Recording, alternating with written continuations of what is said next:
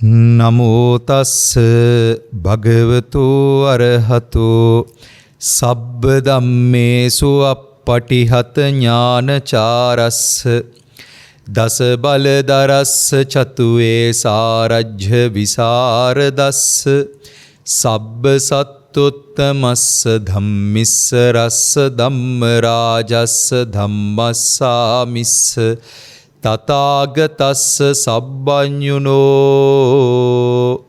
සම්මා සම්බුද්දස්ස නමෝ තස්ස භගවතෝ අරහතෝ සබ්බ ධම්මේසු අප්පටිහත ඥානචාරස්ස දස බලදරස්ස චතු ඒසාරජ්‍ය විසරදස්ස සබ්බ සත්තුත්තමස්ස ධම්මිස්ස රස්ස ධම්ම රාජස්ස ධම්මස්සාමිස්ස තථාගතස්ස සබ්බඤුනෝ සම්මා සම්බුද්දස්ස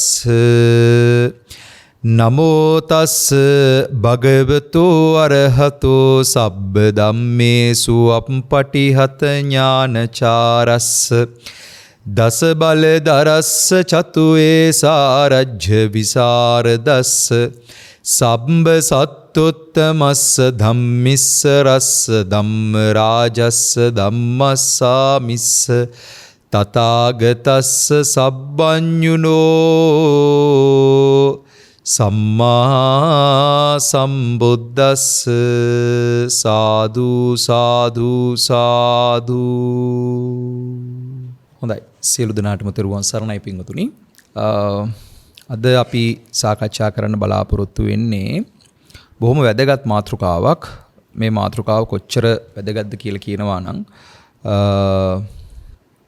ශාසනානුලෝමික බ්‍රහ්මචර්යාව සලසා ගන්නට මේ ශාසනයේ උගන්වන අවබෝධය මතු කරගන්න යන ගමනට ඊටාම වැදගත් වෙන මාතෘකාවක්.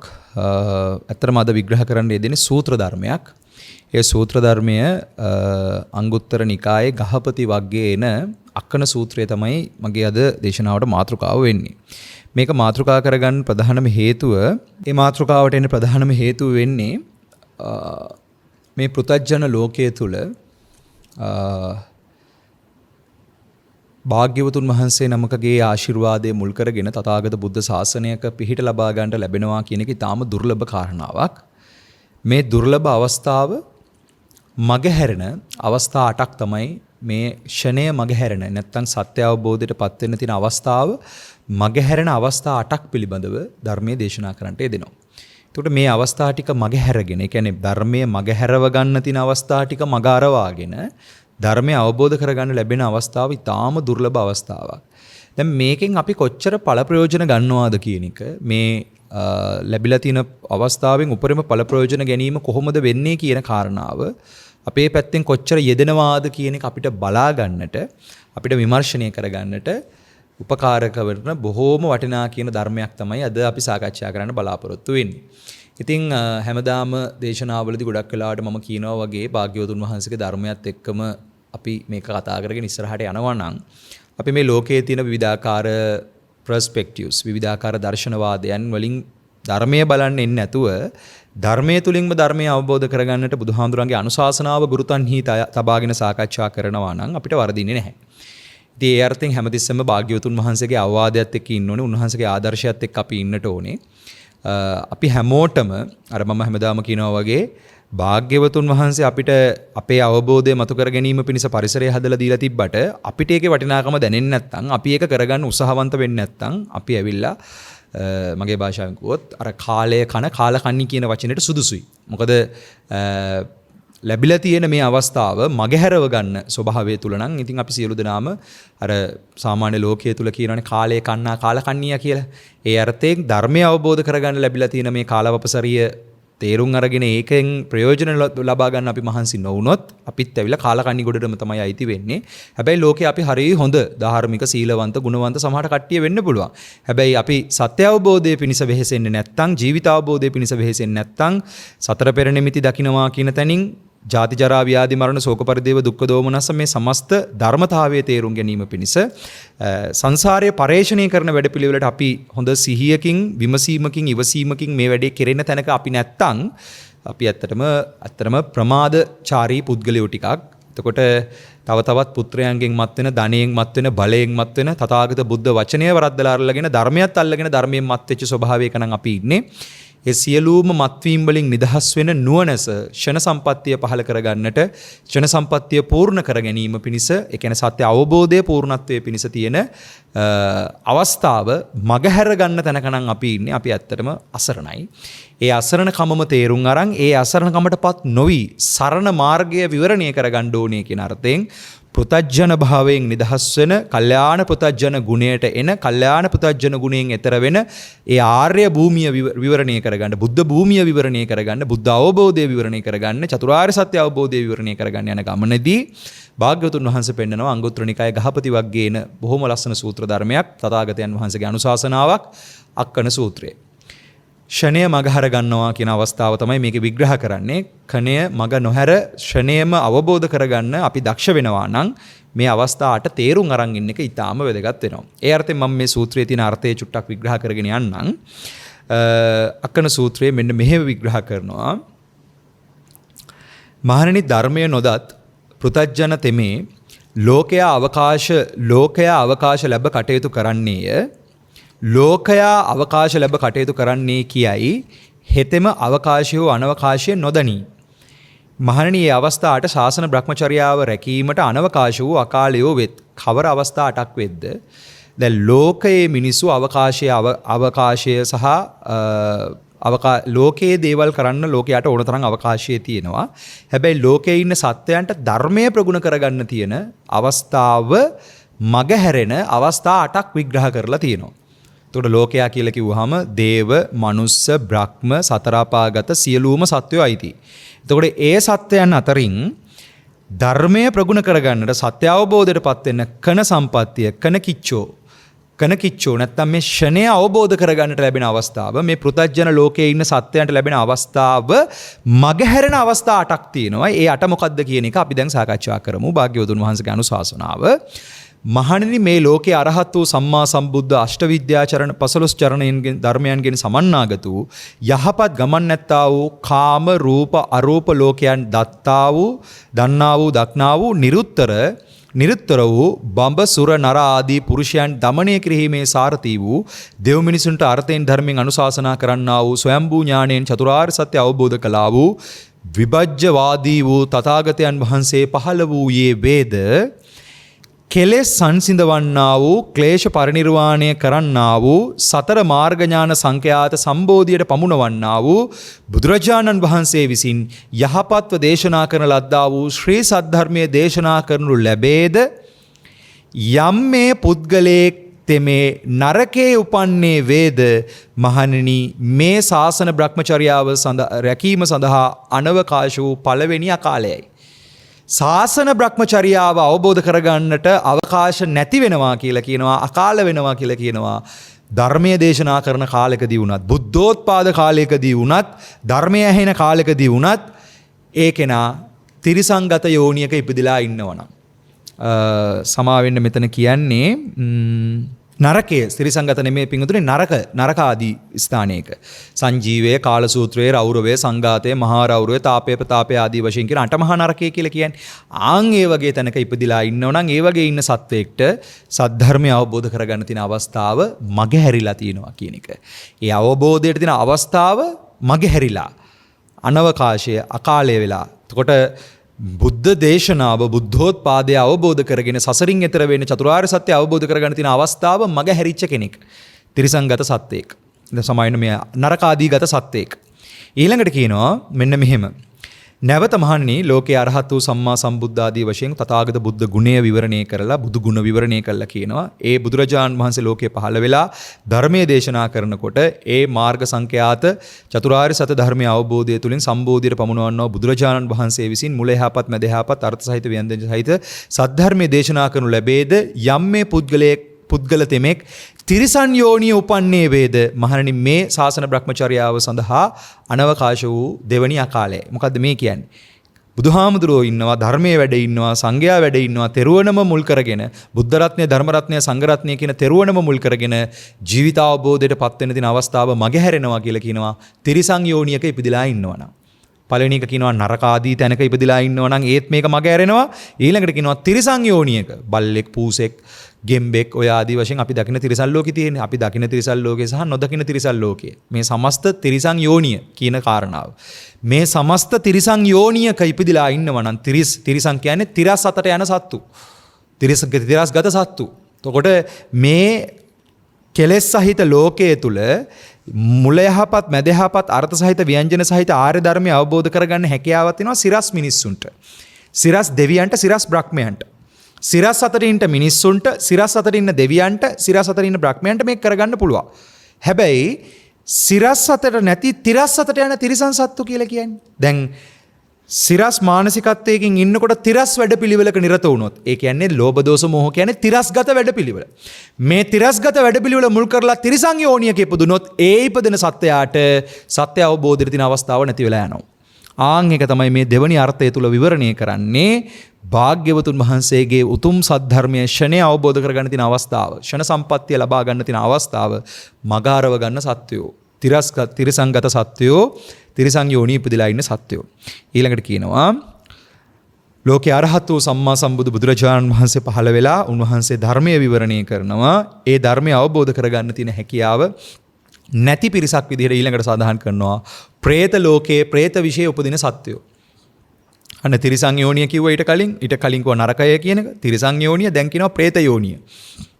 പ്രേත ලෝකයක ඉපදිලා ඉන්නවනම්, പ്രേත ලෝකයක ඉපදිලා ඉන්නවනම් ප්‍රේතයෝ ගැන ඉතින් ওই විමානවත්තු පාළි, പ്രേතවත්තු පාළි කියන පොත්වල විශේෂයෙන්ම പ്രേතවත්තු පාළි කියන කොටසේ ඇති වෙන්න විග්‍රහ කරලා තියෙනවා.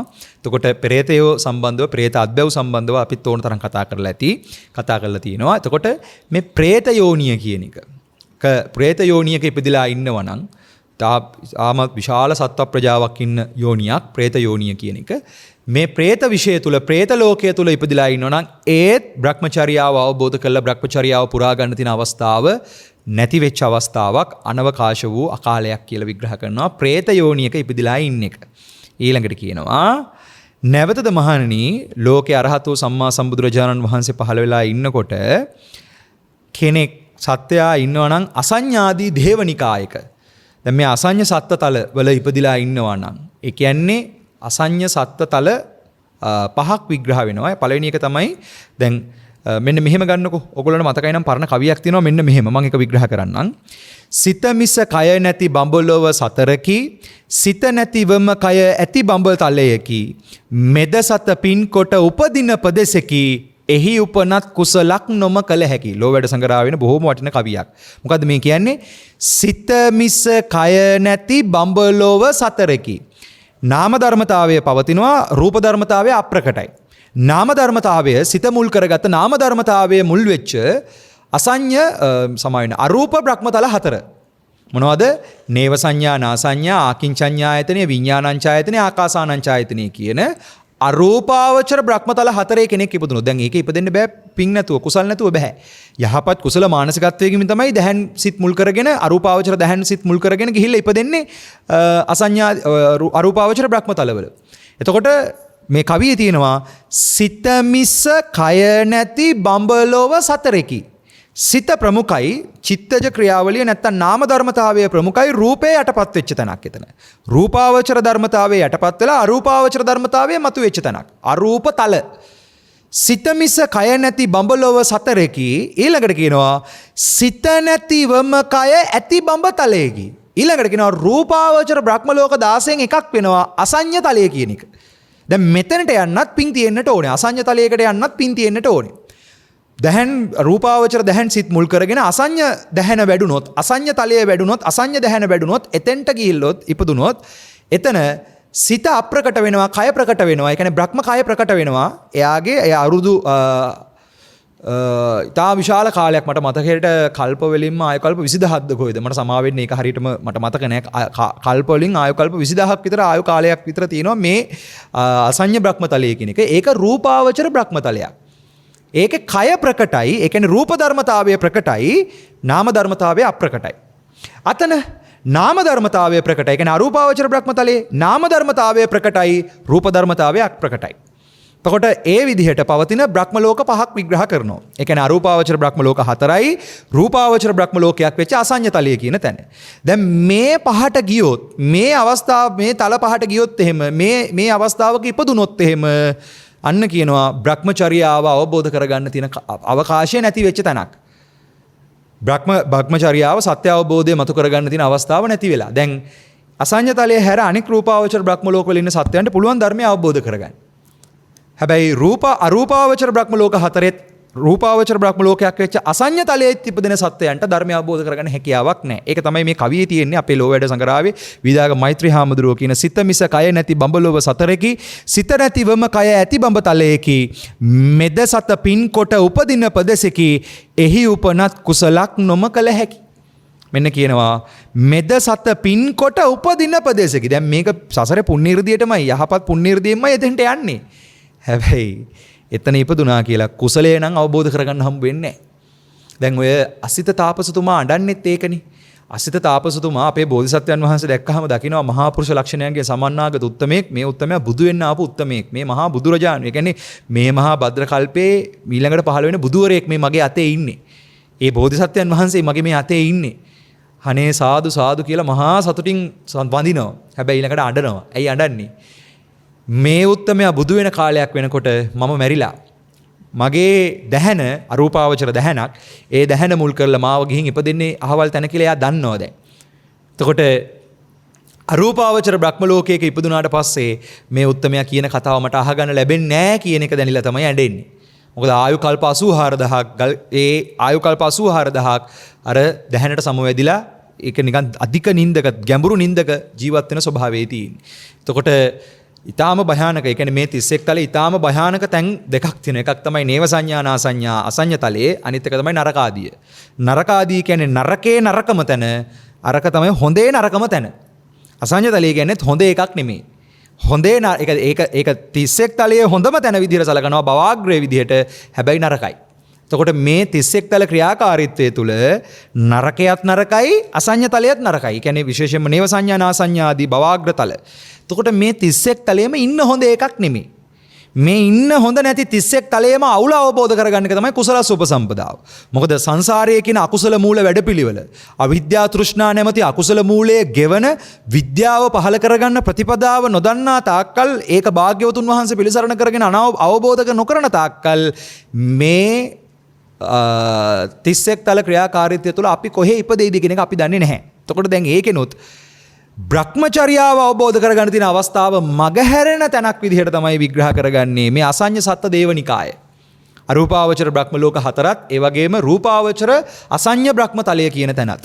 මේ තැන් පහ ඊටාම භයානක තැන්. මොකද සත්‍ය අවබෝධයට මේක ඊටාම භයානක ස්ථාන. මොකද මේ ස්ථානවල ඉපදලා ඉන්න සත්‍යයන්ට ඇත්තටම ධර්මය අවබෝධ කරගන්න තියෙන අවස්ථාව මග හැරිලා තියෙන්නේ. ඒක තමයි මේ කවියේ තියෙන සිත මිස කය නැති බඹලොව සතරකි, සිත නැතිවම කය ඇති බඹ තලයේකි, මෙද සත පින් කොට උපදින පදසිකි, එහි උපනත් කුසලක් නොම කළ හැකි කියන අර්ථයේ තියෙන. එතකොට පළවෙනියට බුදුහාමුදුරුවෝ පෙන්නනවා නරකේ ඉපදුනොත් මේක කරගන්න බෑ. ඊළඟට කියනවා තිරිසන් යෝනියක ඉපදුනොත් ඒත් මේක කරගන්න බෑ. ඊට පස්සේ මොකද්ද කියන්නේ? ඊට පස්සේ කියනවා අසඤ්ඤාදී බ්‍රහ්මතලයක ඉපදුනොත් අරූපාවචර ලෝක 4 වේවා, රූපාවචර අසඤ්ඤ බ්‍රහ්මතලය ආදී වේවා, ඒ වගේ තැනක ඉපදුනොත් ඒත් මේක කරගන්නට බෑ. ආන් ඊළඟ කාරණාව විග්‍රහ කරනවා. ඊට පස්සේ විග්‍රහ කරනවා මෙන්න මෙහෙම.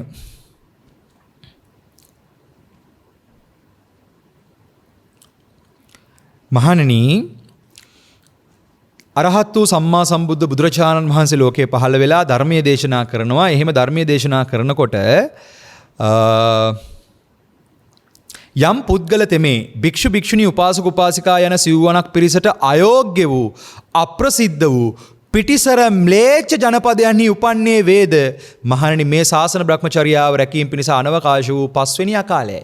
දැන් ධර්මය ව්‍යාප්ත වෙනාට පස්සේ දැන් භාග්‍යවතුන් වහන්සේ ලෝකේ පහළ වෙලා ඉන්දියාව, ඊට පස්සේ ලංකාව, මේ හැමතැනම මම හැමදාම කියනවා වගේ මධ්‍ය දේශය කියලා කිව්වහම මේ සූත්‍ර අධ්‍යයනය කරනකොට පේනවා මධ්‍ය දේශය කියන එක විවරණය කරගන්නකොට අපි ජම්බුද්වීපය හරියට තේරුම් ගන්න ඕනේ.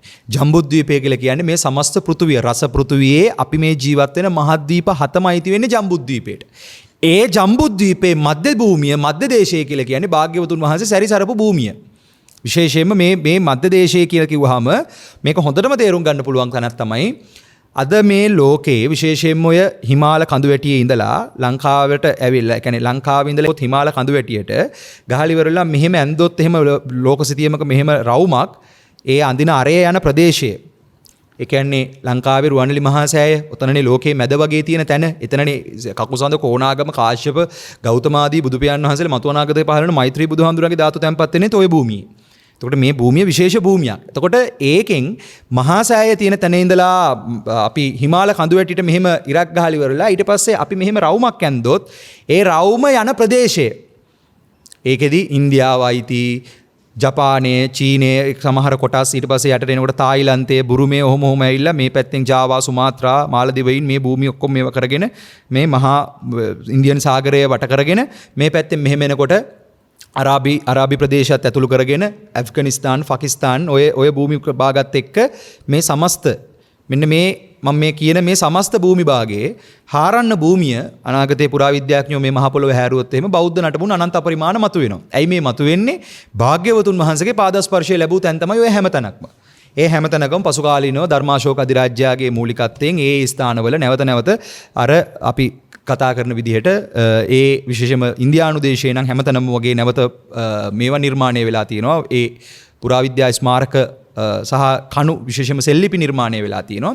මේ හැමතැනකම භාග්‍යවතුන් වහන්සේගේ අනුහස දැන් ලංකාවේ 3 වතාවක් වැඩියා කියන කාරණාව සහ ඊට පස්සේ ඊටත් එහා ගිහිල්ලා මිහිඳු හාමුදුරුවෝ එන්න කලින් ලංකාවේ බුදුදහම තිබ්බා කියන්න ඕනතරම් සාක්ෂි අද මතුවෙමින් තියෙනවා. එතකොට මිහිඳු මහරහතන් වහන්සේගේ පැමිණීමත් එක්ක නැවත ඒක මහා ප්‍රගමනයක් එක්ක ඉදිරියට ආපු කතාවක් අපි ඉතිහාසය තුල සාකච්ඡා කරනවා. හැබැයි ඉතිහාස කතාවට යනකොට මධ්‍ය දේශය කියලා කිව්වහම මේ සමස්ත භූමි භාගය අපි සලකන්න ඕනේ මධ්‍ය දේශයේ විදිහට. එතකොට ඒකට ඉන්දියාවත් අයිති, ලංකාවත් අයිති, ඇෆ්ගනිස්තාන්, පාකිස්තාන් ඔය හැම භූමියක්ම මේ සමස්ත ඒ කියන්නේ ජම්බුද්වීපය කිව්වහම උතුරු කුරු දිවයින, පූර්ව ගෝයානේ, අපර ගෝයානේ කියන තුන් දිවයිනත් එක්ක පවතින මේ සමස්ත පෘථුවිය. අපි මේ කතා කරන මහා පෘථුවිය. ඒ පෘථුවියේ මධ්‍ය දේශය කිව්වහම මේ භූමිය භාග්‍යවතුන් වහන්සේ නිරන්තර ඇසුරු නිසුරු කරපු තැන්. එතකොට ඒ තැන්වල භාග්‍යවතුන් වහන්සේ ප්‍රමුඛ මහා සංඝයා උදෙසා නිර්මාණය වෙච්ච ආරාම නටමුන් නිර්මාණය වෙච්ච භූමි ඒවා මුල් කරගත්ත ආරාම සංකීර්ණ විහෙර විහාර ලෙන් සංකීර්ණ අදත් ඕනෑ තරම් තියෙනවා. මේ මහ පොළොව හාරලා ගත්තොත් එහෙම මතු කරලා ගත්තොත් ওই ස්ථාන මතු කරගන්න පුළුවන්. එතකොට මට කියා ගන්න ඕනේ කාරණාව තමයි ආන්ගේ මධ්‍ය දේශය. ඒ කියන්නේ භාග්‍යවතුන් වහන්සේගේ ආශ්චර්ය මේ මහා පෘථුවියේ මනුස්ස අපි ජීවත් වෙන මේ මනුස්ස තලයේ හොඳටම සාකච්ඡා කරපු භූමිය තමයි මධ්‍ය භූමිය කියලා කියන්නේ මධ්‍ය දේශය. මධ්‍ය දේශයේ භාග්‍යවතුන් වහන්සේ පහළ වෙනකොට ඒ කාලේ තියෙනවා බුද්ධ කෝලහලයක්. ඒක විශාල වශයෙන් තියෙන කෝලහලයක්. එතකොට ඒක ඉන්දියාව වගේ රටවල හොඳට මේ කාලේ ඔය උපනිෂද් යුගයේ ආදී කතා කරනකොට අපි සාකච්ඡා කරනවා. ඊටාම තීව්‍රව පැවතිච්ච අර්ථයක් එතන තියෙනවා. එතකොට මේ යුගයේ මේ මධ්‍ය භූමීන් මුල් කරගෙන මේ මධ්‍ය දේශයේ මුල් කරගෙන සත්‍ය අවබෝධය සම්බන්ධව විවිධාකාර අදහස් මතිමතාන්තර දාර්ශනික කෝලහලයක් මතුවෙන කාලයක්. මේ පරිසරය මුල් කරගෙන තමයි බුදුහාමුදුරුවෝ ලෝකේ පහළ වෙන්නේ. පහළ වෙලා ධර්මයේ දේශනා කරන්නේ මධ්‍ය දේශයට විතරක් නෙමෙයි. මුළු සමස්ත කෝටි ලක්ෂයක් සක්වලට උන්වහන්සේගේ ආඥා චක්‍රය විහිදෙනවා. එතකොට ඒකෙනොත් මෙතන විග්‍රහ කරනවා මනුස්ස ලෝකයේ ඉපදිලා හැබැයි මේ මධ්‍ය දේශයේ නොවන ප්‍රදේශයක. ඒ කියන්නේ භාග්‍යවතුන් වහන්සේගේ භික්ෂු භික්ෂුණී උපාසක උපාසිකා කියන සිව්වණක් පිරිස විහිදුනේ නැති ප්‍රදේශයක ඉපදුනොත් ප්‍රත්‍යන්ත ම්ලේච්ඡ ජනපදයක උදාහරණයක් විදිහට කිව්වොත් ඇමරිකාව වගේ රටක නැත්නම් ඔය දකුණු ඇමරිකාව වගේ රටක ඇමසන් වනාන්තරය වගේ තැනක් ගන්නකො ඒවා ඉන්නවනේ මහා ම්ලේච්ඡ ජාතීන් අදටත් ඉන්නවා මිනිමස් කන ඒ වගේ ම්ලේච්ඡ ගති තියෙන පිරිස අන්න ඒ වගේ අර මහා ම්ලේච්ඡ ගති තියෙන කිසිම මනුස්සකමක් නැති පවට ලැජ්ජා බයක් නැති ගරු ගුණයක් නැති ඒ වගේ ම්ලේච්ඡකයෝ ඉන්න ප්‍රදේශයක ඉපදුනොත් ඒ ප්‍රදේශවල කියන්නේ භික්ෂු භික්ෂුණී උපාසක උපාසිකාවන්ගේ ඇසුරක් නැති ගුණධර්මයේ ඇසුරක් නැති යහ ගුණයන්ගේ ඇසුරක් නැති සත්පුරුෂ ගුණයන්ගේ ඇසුරක් නැති ප්‍රදේශයක ඉපදුනොත් එහෙම පිරිසකටත් මේ උතුම් සද්ධර්මය අවබෝධ කරගන්න එක අකාලය අනවකාශය අකාලයක් වෙනවා. ඒ කියන්නේ ඒක අවස්ථාව නැති වෙනවා කියලා කියනවා. එතකොට ඒ අර්ථයෙන් හොඳට බලන්න මගේ පින්වතුනි මෙතන විග්‍රහ කරනවා මේ භික්ෂු භික්ෂුණී උපාසක උපාසිකා සිව්වණක් පිරිසට අයෝග්‍ය වූ අප්‍රසිද්ධ වූ පිටිසර ම්ලේච්ඡ ජනපදයක් හි උපන්නේ වේද මහණෙනි මේ ශාසන බ්‍රහ්මචර්යාව රැකීම සඳහා අනවකාශ වූ 5 වෙනි කාලයයි. එතකොට දැන් සත්‍යයේ කොහොමත් ම්ලේච්ඡ ගති තියෙනවනේ. දැන් හරියට බුදුදහමෙන් හික්මෙන නුවණක් අපි ගාව නැත්තම් අපිත් දෙයියනේ කියලා කෙලින්ම මිනී මරා ගන්න පුළුවන්, කඩු වෙන ගන්න පුළුවන්, කොටා ගන්න පුළුවන් ම්ලේච්ඡ ගති අපි ගාවත් තියෙනවා. දැන් මේ ම්ලේච්ඡ ගති ටික දුරු කරගන්න තමයි භාග්‍යවතුන් වහන්සේගේ ධර්මයේ තුල හික්මෙන්න කියලා කියන්නේ. දැන් ඒ ධර්මයේ තුල හික්මෙන්න යනකොට මේ ලෝකේ ඕනම ම්ලේච්ඡකෙක්ව দমনය කරන්න පුළුවන් හැකියාව භාග්‍යවතුන් වහන්සේට තියෙනවා. නමුත් ඒ හැකියාව තිබ්බත් ඒක අහගන්න ඉන්න කෙනාට ඒක මතු කරගන්න හේතු වාසන නැත්තම් බුදුහාමුදුරුවෝ කොච්චර හිටියත් වැඩක් නැහැ. එතකොට ඒකෙදි බුදුරජාණන් වහන්සේ වැසුරු වීම, ධර්මයේ ඇසුරු වීම, සංඝ ගුණය පෙන්눔 කරන භික්ෂු භික්ෂුණී උපාසක උපාසිකාවන් ඇසුරු වීම කියන කාරණාව නොයදෙන පැත්තක ඉපදුනොත් අපි තුමේ ඇමසන් වනාන්තරය වගේ තැනක ඉපදෙනවා නැත්නම් අප්‍රිකාවේ මහා ගෝත්‍රික තැනක දුප්පත් තැනක මහා ම්ලේච්ඡ පරිසරයක ඉපදෙනවා කියලා මේ වැඩේ කරගන්න තියෙන අවස්ථාවක් නැති වෙනවා. එහෙම තමයි වෙන්නේ. එතකොට දැන් ඇත්තටම අපි හරි පුණ්‍යවන්තයි. ඒ අවබෝධය මතු කරගන්න පුළුවන් භූමියක අපි ඉපදිලා ඉන්න නිසා. අදටත් ඒ ධර්මය අපිට සාකච්ඡා කරන්න පුළුවන් වට පරිසරය තාම තියෙන නිසා. මම හැමදාම විශ්වාස කරන කාරණාවක් භාග්‍යවතුන් වහන්සේ තාම පිරිනිවන් පාලා නැහැ. භාග්‍යවතුන් වහන්සේ ජීවමාන රූපයෙන් අපේ ඉස්සරහට ආවෙ නෙතුණාට උන්වහන්සේ ජීවමාන සංඥාවෙන් අපිට අවබෝධ කරගන්න පුළුවන් හැකියාව තියෙනවා. බුද්ධ ධර්මය හා බුද්ධ විනය හරහා.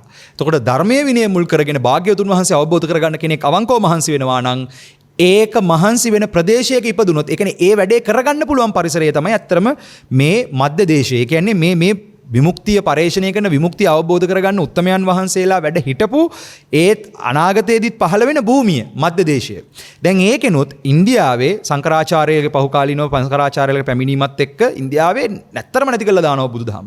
මොගල් අධිරාජ්‍යයේ පැමිණීමත් එක්ක නාලන්දා විශ්වවිද්‍යාලය ආදී මුල් කරගෙන තිබිච්ච මේ මහා බොදුණු සංස්කෘතිය විනාශ වෙලා යනවා ඉන්දියාවේ. අදටත් හැබැයි ලංකාව, තායිලන්තය වගේ රටවල් වල අදටත් යන්තම් මේක ආරක්ෂා කරගෙන මතු කරගෙන යනවා. මේක ඉස්සරහට අරගෙන යනවා. එතකොට ඒකෙනුත් අපේ වගේ රටවල් වල දැන් එන්නේ පරිහානිය තමයි මතු වෙමින් තියෙන්නේ.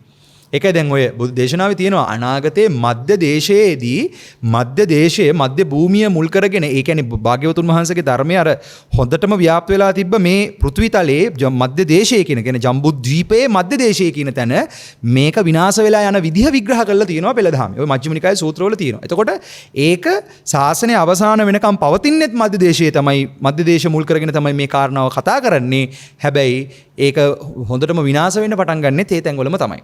දැන් අද වෙනකොට ඇමරිකාව, ජපානය, සමහරවිට ඇමරිකාව, ඕස්ට්‍රේලියාව වගේ රටවල් වල, විශේෂයෙන්ම යුරෝපයේ ඒ වගේ රටවල් වලින් විශාල වශයෙන් මේ බුදුහාමුදුරන්ගේ ධර්මයට නැඹුරු වෙවි එන පිරිසක් ඉන්නවා. ඒ කියන්නේ මේ සමස්ත ජම්බුද්වීපයෙන්ම මධ්‍ය දේශයේ ඇසුරු කරගෙන ධර්මයේ ඇසුරු කරගන්න විශාල පිරිසක් ඉන්දියාවට, ලංකාවට ඇදමින් ඉන්නවා.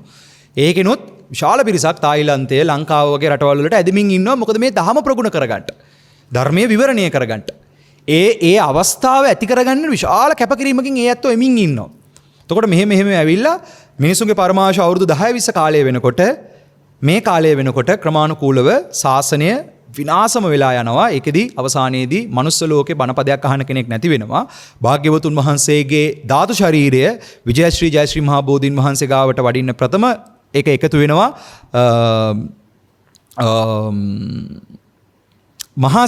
මහා සෑගාවට එකතු වෙලා ඒ මහා සෑගාවට එකතු වෙන සියලුම ධාතුන් වහන්සේලා නිර්මිත බුද්ධ කායෙන්, ඒ කියන්නේ තථාගතයන් වහන්සේගේ ජීවමාන රූපේ නැවත ධාතු ශරීරයෙන් මැවෙනවා.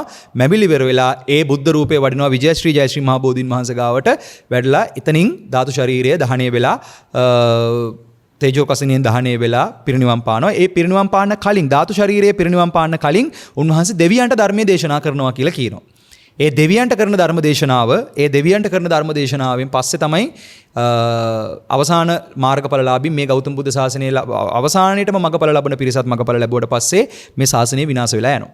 එතකොට ඒ ධාතු ශරීරයත් විනාශ වෙලා ගියාට පස්සේ බුද්ධ සාසනය ඉවරයි. ධාතු අන්තර්ධානය, ලිංග අන්තර්ධානය, ප්‍රතිපත්ති අන්තර්ධානය ආදී වශයෙන් ওই ධාතු මේ ශාසනයේ අන්තර්ධානය ගැන විග්‍රහ කරන තැන්වල මේක විග්‍රහ කරලා තියෙනවා. ශාසනය අන්තර්ධාන වෙලා යනවා. දැන් ඒක වෙනකන් ධාතු ශරීරයේ අන්තර්ධාන වෙනකන් ශාසනය අන්තර්ධාන වෙලා නැහැ. ශාසනය පවතිනවා.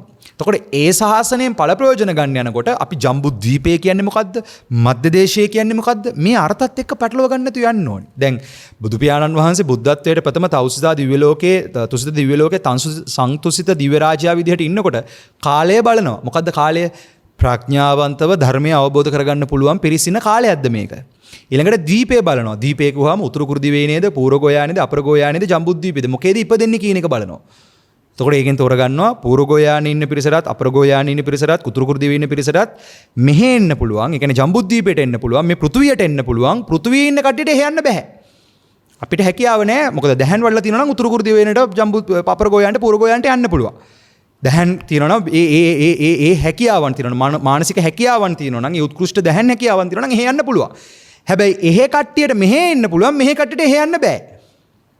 එතකොට මෙහෙ ඉන්න පිරිස, ඒ කියන්නේ මේ ජම්බුද්වීප පෘථුවිය මුල් කරගෙන ඉන්න පිරිසට ධර්මයේ දේශනා කරන්න ඕනේ කියන අර්ථයෙන් දීපේ විදිහට ජම්බුද්වීපේ තෝරගන්නවා. ඊළඟට දේශය මොකද්ද? දේශය මධ්‍ය දේශය. මම ඉස්සෙල්ලා කියපු අර්ථයෙන් තෝරගන්න. එතකොට ඒ අර්ථයෙන් ඉන්දියාව ප්‍රමුඛ කරගෙන ලංකාව මේ හිමාලයට යටින් මේ සමස්ත අර ලංකාවේ තියෙන මහා සෑයේ ඉඳලා ඉරක් ගැහුවාම හිමාලයට ඒ ගහලා අඳින රවුම නිකන් ලෝක සිදීමක ඇඳලා බලන්නකො ඒ සමස්ත භූමි භාගයේ හාරන්න පොළව හම්බ වෙන්නේ බෞද්ධ නටබුන්.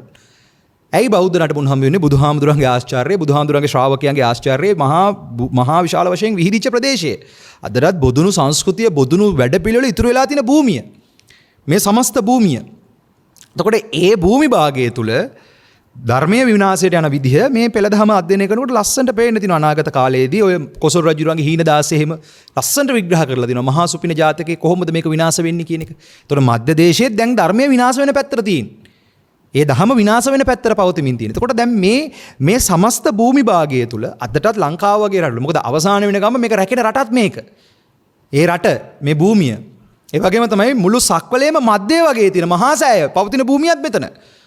එතකොට මේ සමස්ත භූමි භාගය තුල අපි මේ ඉන්න රට ලේසි පහසු රටක් නෙමෙයි මගේ පින්වතුනි. එතකොට මේකේ අද මරා ගන්නවා ඉන්දියාවට ලංකාවට බුදුහාමුදුරුවෝ බෙදා ගන්න බැරුව. මම කියන්නේ බුදුරජාණන් වහන්සේ ඉන්දියාවේ ඉපදුනත්, බුදුහාමුදුරුවෝ ලංකාවේ ඉපදුනත්, බුදුහාමුදුරුවෝ වෙන කොහරි ඉපදුනත් මේ බුදුරජාණන් වහන්සේ මධ්‍ය දේශය කියලා තැනක් විග්‍රහ කරනවා. ඒතකොට මධ්‍ය දේශය කොහොම අපි හරියට මධ්‍ය දේශය අර්ථකථනය කරගන්න ඕනේ. මධ්‍ය දේශය අර්ථකථනය කරගන්න තියෙන හොඳම ක්‍රමය තමයි හරියට ජම්බුද්වීපය මුලින්ම තෝරගන්න එක. ජම්බුද්වීපය තෝරගත්තාම තමයි ද්වීපය හරියට තේරුණාට පස්සේ තමයි අන්න දේශය කියන තැන. අන්න කාලය බැලුවා, ද්වීපය බැලුවා, දේශය බැලුවා. දේශය මධ්‍ය දේශය. ආන්ගේ මධ්‍ය දේශය තමයි මම කියන්නේ රුවන්වැලි මහා සෑයේ ඉඳලා ගහන්න ඉරක් මේ හිමාල පර්වතයේ හිමාල කඳු වැටියට දක්වා එතන ඉඳලා මෙහෙම රවුමක් ඇඳගෙන ගියා නම් ඒ සමස්ත භූමි භාගය, ඒ කියන්නේ ජම්බුද්වීපයේ මධ්‍ය දේශයේ වෙන්නේ සමස්ත භූමි භාගය. ඒ සමස්ත භූමි භාගයේ භාග්‍යවතුන් වහන්සේ වෙනුවෙන් නිර්මාණය වෙච්ච නටබුන් ආරාම අදටත් මේ මහ පොළොව හැරුවොත් ඕන තරම් හොයාගන්න පුළුවන්.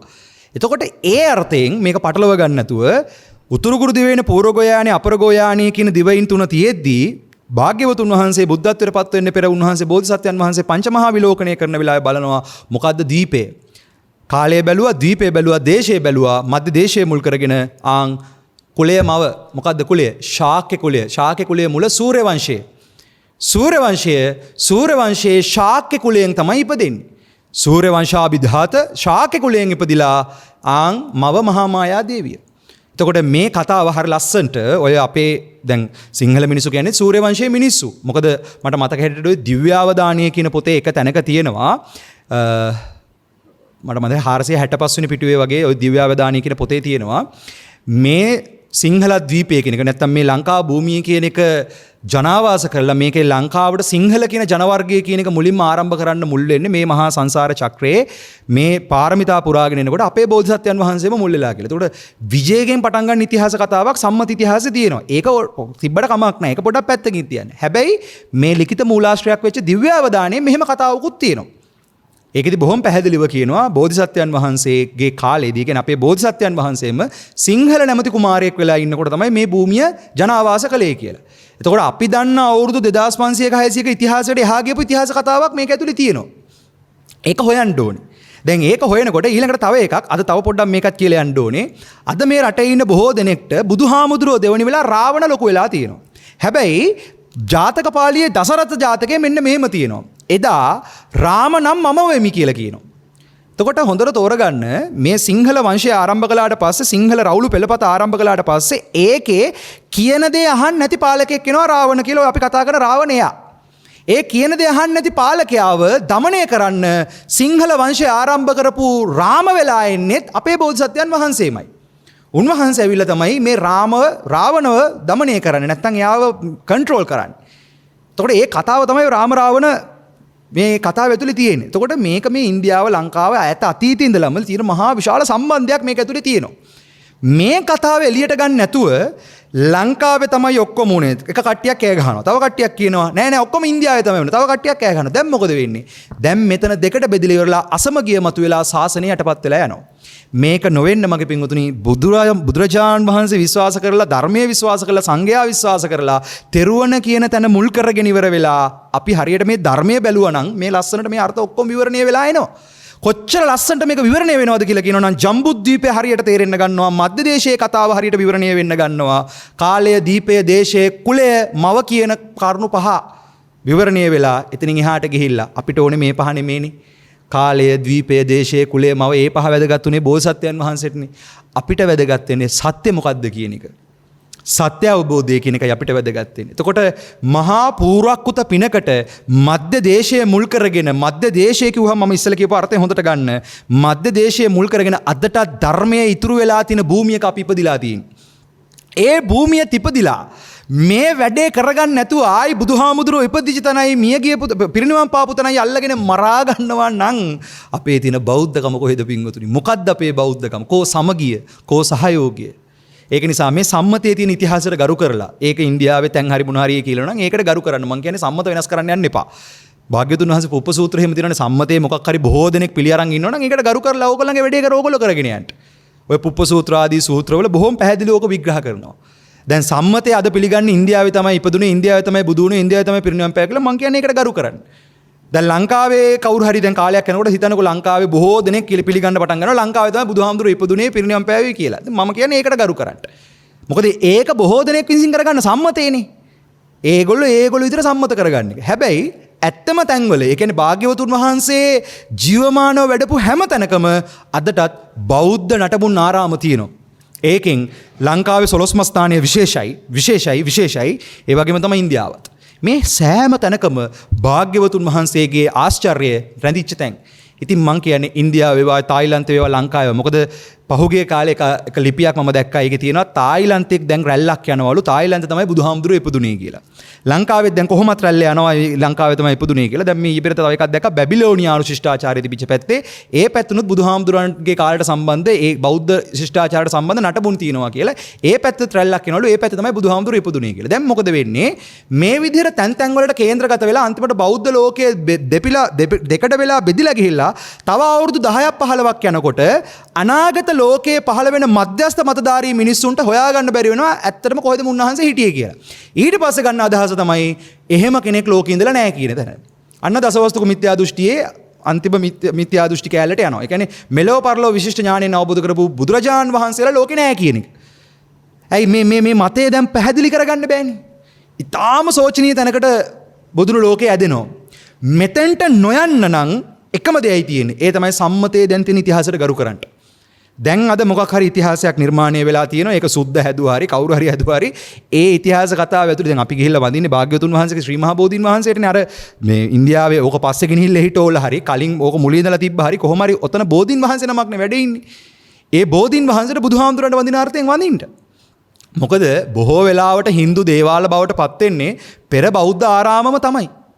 එහෙම තමයි වෙන්නේ. අර ධම්මපදයේ තියෙන්නේ එක ගාතාවක් අග්ගිදත්ත බමුණගේ කතාව. සමා වෙන අග්ගිදත්ත බමුණ නෙමෙයි. තෝදෙය්‍ය බමුණගේ කතාව. අර එක තැනක තියෙන්නේ තෝදෙය්‍ය බ්‍රාහ්මණයව බුදුරජාණන් වහන්සේට මුණ ගැහෙනවා. බුදුරජාණන් වහන්සේට මුණ ගැහෙනකොට ඒ තෝදෙය්‍ය බ්‍රාහ්මණය ඈත එනකොට එයා දේවාලයකට වඳිනවා. වැන්දට පස්සේ බුදුරජාණන් වහන්සේගෙන් අහනවා. බුදුරජාණන් වහන්සේ සම්මුඛ වුණාට පස්සේ අහනවා ඔබ ඇයි මෙතනට වැන්දේ? එතකොට කියනවා අපේ පරම්පරාවේ මුතුන් මිත්තෝ වන්දනා කරගෙන තැනක් මේ ස්ථානීය. ඒ පරම්පරාවෙන් පුරුද්දට තමයි මම මෙතෙන්ට වැන්දේ කියලා. ඒතර කියනවා ඔබ දන්නවද ඔය දේවාලය ඔතන හැදෙන්න කලින් ඔතන තිබ්බේ කාශ්‍යප බුදුරජාණන් වහන්සේගේ ධාතු චෛත්‍යයක්. ඒ ධාතු චෛත්‍යය තිබිච්ච තැන තමයි ඔය අද දේවාලයක් වෙලා තියෙන්නේ. ඒ අර්ථයෙන් මගේ පින්වතුනි තෝරගන්න පරම සත්‍ය මතුවලා බුදුරජාණන් වහන්සේ නමක් ලෝකේ පහළ වුණාට පස්සේ ඒ බුදුරජාණන් වහන්සේ නම් වෙනුවෙන් හැදෙන පන්සල් විහෙර විහාර ආරාම කාලයාගේ ඇවෑමෙන් දේවාල බවට පත් වෙනවා. හොඳ උදාහරණයක් ලංකාවේ කොච්චර පන්සල් වල දේවාල තියෙනවද? දේවාල වලට වඳින්න මිනිස්සු වෙනවා මිසක් ගොඩක් වෙලාට පන්සල් වඳින්න මිනිස්සු වෙන්නේ නැහැ. දේව පිළිම වඳින්න දෙවියන්ගෙන් පිහිට ඇදාගෙන තමයි ගොඩක් පිරිස එන්නේ. ඒක තමයි ඇත්ත කතාව. එතකොට බුදුන් වැඩ ඉන්න තැන් ක්‍රමානුකූලව කාලානුරූපීව දේවාල බවට පත් වෙනවා. දෙවියන්ට ආලය කරන දේවාල බවට පත් වුණාට පස්සේ ඒ තැන්වලට තමයි මිනිස්සු ගිහිල්ලා වන්දනා කරන්නේ පුදු චාරිත්‍ර කරන්නේ. නමුත් දේවාලයකට වඳින්න කියලා හිතාගෙන ගියත් එතන ඇත්ත හිමිකාරීත්වය තියෙන බුදුන්ට. බුදුරජාණන් වහන්සේ වෙනුවෙන් පූජා වෙච්ච භූමි. ධර්මයේ වෙනුවෙන් සංඝයා වෙනුවෙන් පූජා වෙච්ච භූමි. සංඝික භූමි.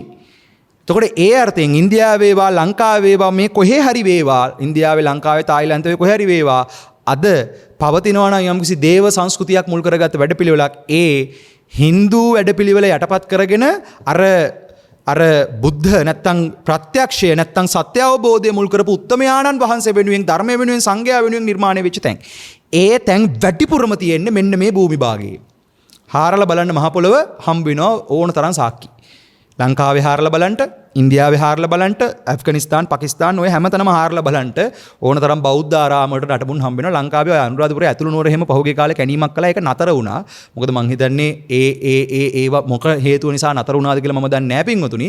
හැබැයි ඒ ඇතුළු නුවර ආදී කැණීම් කළා නම් තව මේ ඉතිහාස කතාව එළියට එන්න තිබ්බා.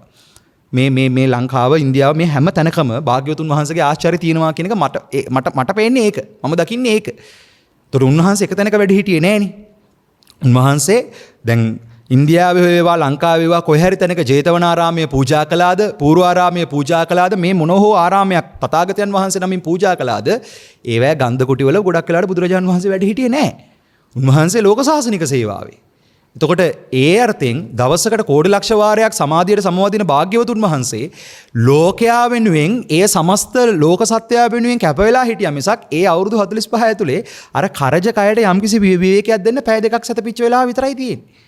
එතකොට ඒ අර්ථයෙන් මගේ භාග්‍යවතුන් වහන්සේගේ අර්ථය හොඳට තෝරගන්න උන්වහන්සේට මේ ආරාමද අරවද මේවද එකක්වත් අදාළ වුන්නේ නැහැ. අදාළුනේ සත්‍යයට ධර්මය පැහැදිලි කරලා දෙන එක. අනිත් එක අද තියෙන වරද්දගත මහා දරුණු මතයක් තියෙනවා. ඒ තමයි බුදුරජාණන් වහන්සේ ඉපදිච්ච තැන දකින්න ඕනේ, පිරිනිවන් පාපු දකින්න ඕනේ, බුදු වෙච්ච තැන දකින්න ඕනේ, පිරිනිවන් පාපු තැන දකින්න ඕනේ. එතකොට තමයි සත්‍ය අවබෝධයටපත් වෙන්න පුළුවන් කියලා. ඒක සම්පූර්ණ වරද්දගත මතයක්. ඇයි එහෙම කියන්නේ? බුදුරජාණන් වහන්සේ බුදු වෙලා ඉන්නකොට විශාල පිරිසක් සෝවාන් ආදී මාර්ගඵල වලටපත් වෙනවනේ. එතකොට බුදුහාමුදුරුවෝ පිරිනිවෙන තැන එතරකට දැනන් හිටියේ නෑනේ. දැන් ඔය කියන විදිහට බුදු වෙච්ච තැන පිරිනිවන් පාපු තැන ඉපදිච්ච තැන බුදු වෙච්ච තැන පිරිනිවන් පාපු තැන නොදක සෝවාන් වෙන්න බෑ කියලා කවුරු හරි කියනවනම් සත්‍ය අවබෝධයටපත් වෙන්න බෑ කියනවනම් ඒක භාග්‍යවතුන් වහන්සේට අභූතයෙන් චෝදනා කිරීමක්.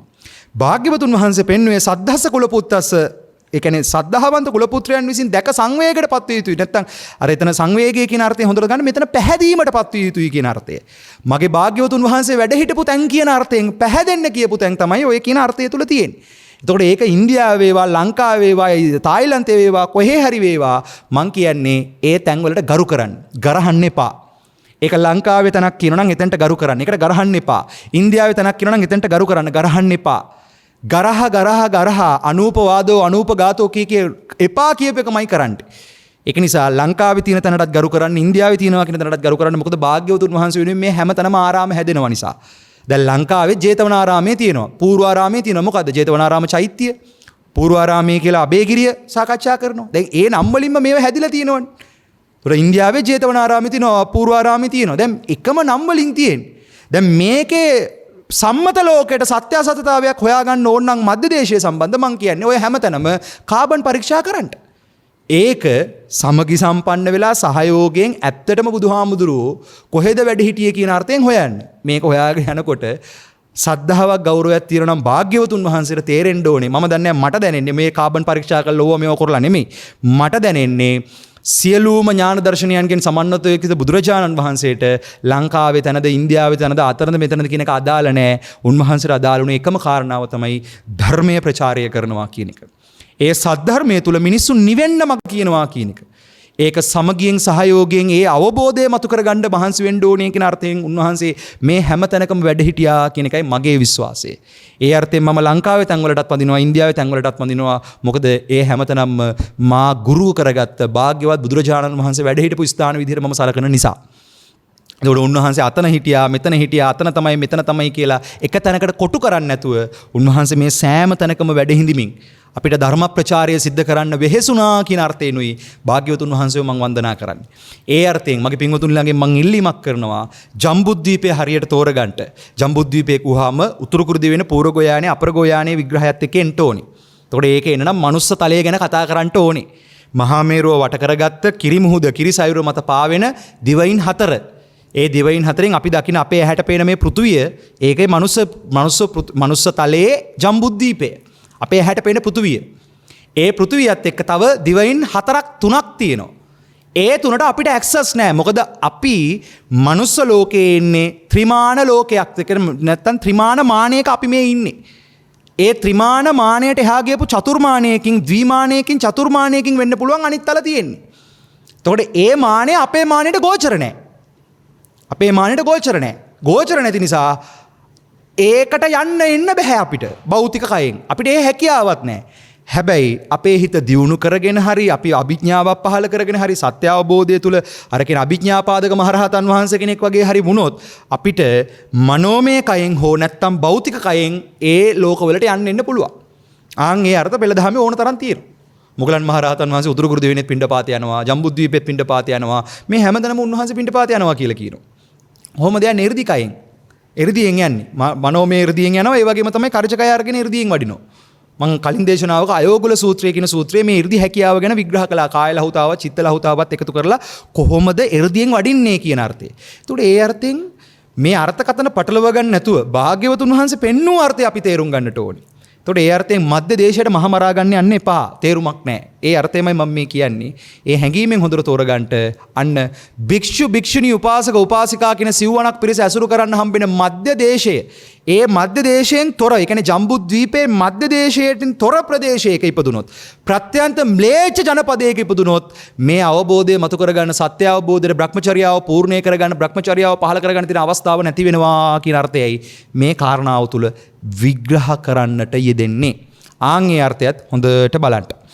ඊට පස්සේ කියනවා මගේ පින්වතුනි, නැවතද මහණෙනි මේ ලෝකෙහි අරහත් වූ සම්මා සම්බුද්ධ බුදුරජාණන් වහන්සේ ලෝකේ පහළ වෙලා මුල මෙහාත්පත් මැද එහාපත් අර්ථ සහිත ව්‍යංජන සහිත ධර්මයෙන් අනුශාසනා කරන්නේද ස්වයංභූ ඥාණයෙන් චතුරාර්ය සත්‍ය අවබෝධ කළා වූ තථාගතයන් වහන්සේ පහළ වූ වේද කෙලෙස් සංසිඳවන්නෝ ක්ලේශ පරිනිර්වාණය කරන්නා වූ සතර මාර්ග සංඛ්‍යාත සම්බෝධියට පමුණවන්නා වූ බුදුරජාණන් වහන්සේ විසින් යහපත් දේශනා කරන ලද්දා වූ ශ්‍රී සද්ධර්මයේ දේශනා කරනු ලැබේද යම් මේ පුද්ගලයෙක් තෙමේ මධ්‍ය ජනපදයේ උපන්නේ වේද හෙතෙම මිත්‍යා දෘෂ්ටික වෙයි. දැන් ධර්මය අහගන්න පුළුවන්, ධර්මය ප්‍රගුණ කරගන්න පුළුවන් තැනක ඉපදුනත් ඒ කෙනා මිත්‍යා දෘෂ්ටිකයිලු. මොනවද මේ මිත්‍යා දෘෂ්ටි ටික? දුන් දේ විපාක නැහැ. දුන් දේ ඵල නැත. යාග කළ දේ ඵල නැත. යාග හෝමයන්ගේ ඵල නැත. කුසල කුසල ධර්මයන්ගේ සුකෘත දුක්කෘත කර්මඵලයන්ගේ ඵල විපාක නැත. ඕපපාතික සත්වයෝ කියලා කට්ටියක් නැහැ. දිව්‍ය බ්‍රහ්මාදී සත්වයෝ නැත.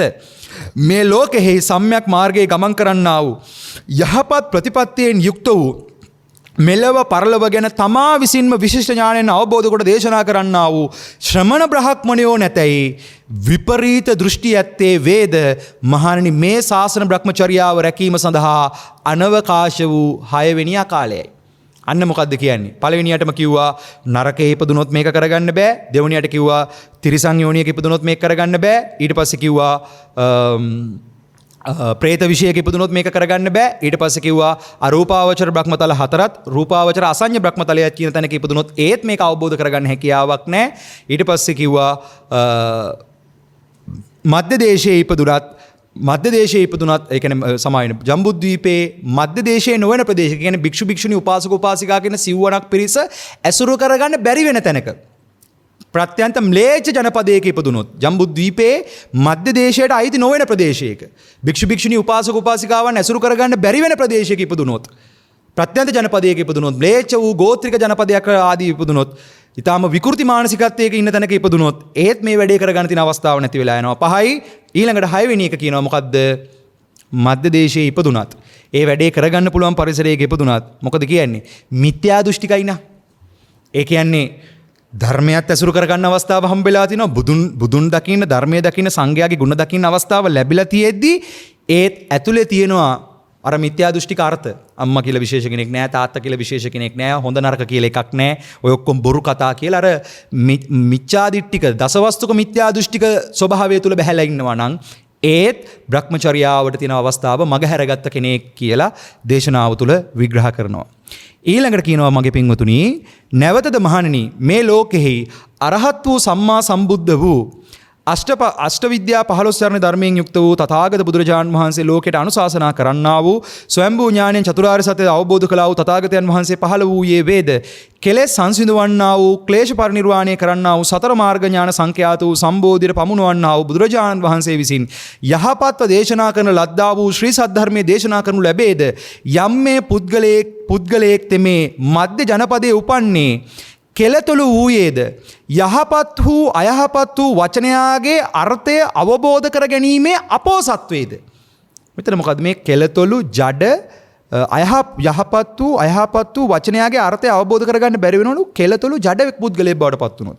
මේ කියන්නේ මගේ පින්වතුනි මේක මට තේරිච්ච විදිහ මේ අර්ථය කෙලතුළු ජඩ පුද්ගලයෙක් කියලා කියන්නේ අර මිනිස්සෙක් වෙලා ඉපදුනත් ධර්මයක් අර්ථයක් අවබෝධ කරගන්න තියෙන අවස්ථාව මග හැරිච්ච කෙනෙක්. අපි හිතමු ඒක කායික අපහසුතාවයක් නිසා වෙන්න පුළුවන් නැත්නම් මානසික වශයෙන් වෙච්ච මොන හරි ඩිස්ට්‍රැක්ෂන් එකක් වෙන්න පුළුවන් ඔය ආදී වශයෙන් මේක අර මිනිස්සෙක් වෙලා ඉපදිලා ඉන්නවා ධර්මය ඇහෙන භූමියකත් ඉන්නවා භික්ෂු භික්ෂුණී උපාසක උපාසිකාවන් ඇසුරු කරගන්න පුළුවන් පරිසරයකත් ඉන්නවා හැබැයි එහෙම භූමියක ඉපදිලත් එහෙම තැනක ඉඳලත් තමන්ගේ පැත්තෙන් ඒ අර්ථ ව්‍යංජන අවබෝධ කරගන්න තියෙන හැකියාව නැති කෙනෙක්.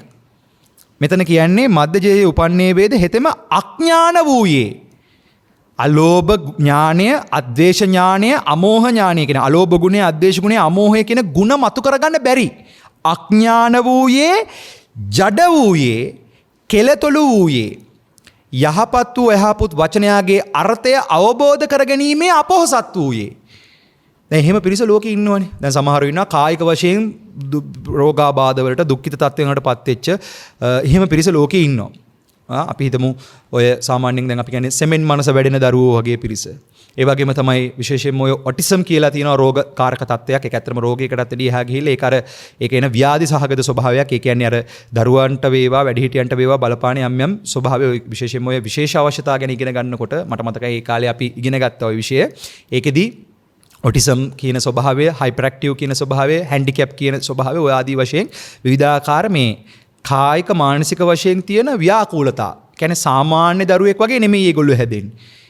එහෙම සමහර පිරිසට මේ අර්ථ ධර්මයක් අල්ල ගන්න පුළුවන් හැකියාව නැති වෙන්නට පුළුවන්. කර්මානුරූපී වෙන රෝග, කර්මානුරූපී වෙන ප්‍රශ්න. හැබැයි දැන් එහෙම දරුවෙක් වුණොත්, එහෙම පුද්ගලයෙක් බවට පත් වුණොත් හරි. එහෙම නැත්නම් දැන් ලෝභය, දේශය, මෝහය ගහන මානසිකත්වයෙන් නිදහස් වෙන අලෝභ නුවණ, අද්වේෂ නුවණ, අමෝහ නුවණ මතු කරගන්න පුළුවන් හැකියාව නැති අඥාන ස්වභාවය. මේ සෑම ස්වභාවයක්ම තමයි මෙතන විග්‍රහ කරන්නේ මධ්‍ය ජනපදයේ උපන්නේ වේද හෙතෙම අඥාන වූයේ, ජඩ වූයේද, කෙලතොළු වූයේද, යහපත් වූ අයහපත් වූ වචනයාගේ අර්ථ අවබෝධ කරන්න බැරි තැනකටපත් වෙච්ච ඒ ගැඹුරක් අවබෝධ කරගන්න හොඳ නරක අවබෝධ කරලා සංසාරයේ නැමැති නරක වැඩපිළිවෙලෙන් නිදහස් වෙන නිවන නැමැති යහපත අවබෝධ කරගන්න ඕනේ කියන තැනට මෙහෙය වෙන්න බැරි හැකියාව තියෙන පිරිස. ඒ පිරිස තමයි මේ කියන්නේ එහෙම ස්වභාවයක් තියෙනවා නම් ඒ ස්වභාවය තුල මහණනි මේ ශාසන බ්‍රහ්මචර්යාව රැකීම සඳහා අනවකාශ වූ 7 වෙනි කාලය. එහෙම කෙනෙක්ටත් මේක අවබෝධ කරගන්න තියෙන හැකියාව නැහැ කියන එකයි මේ විග්‍රහ කරගන්න. සත්‍ය අවබෝධයට තියෙන හැකියාව නැති වෙනවා කියන එක.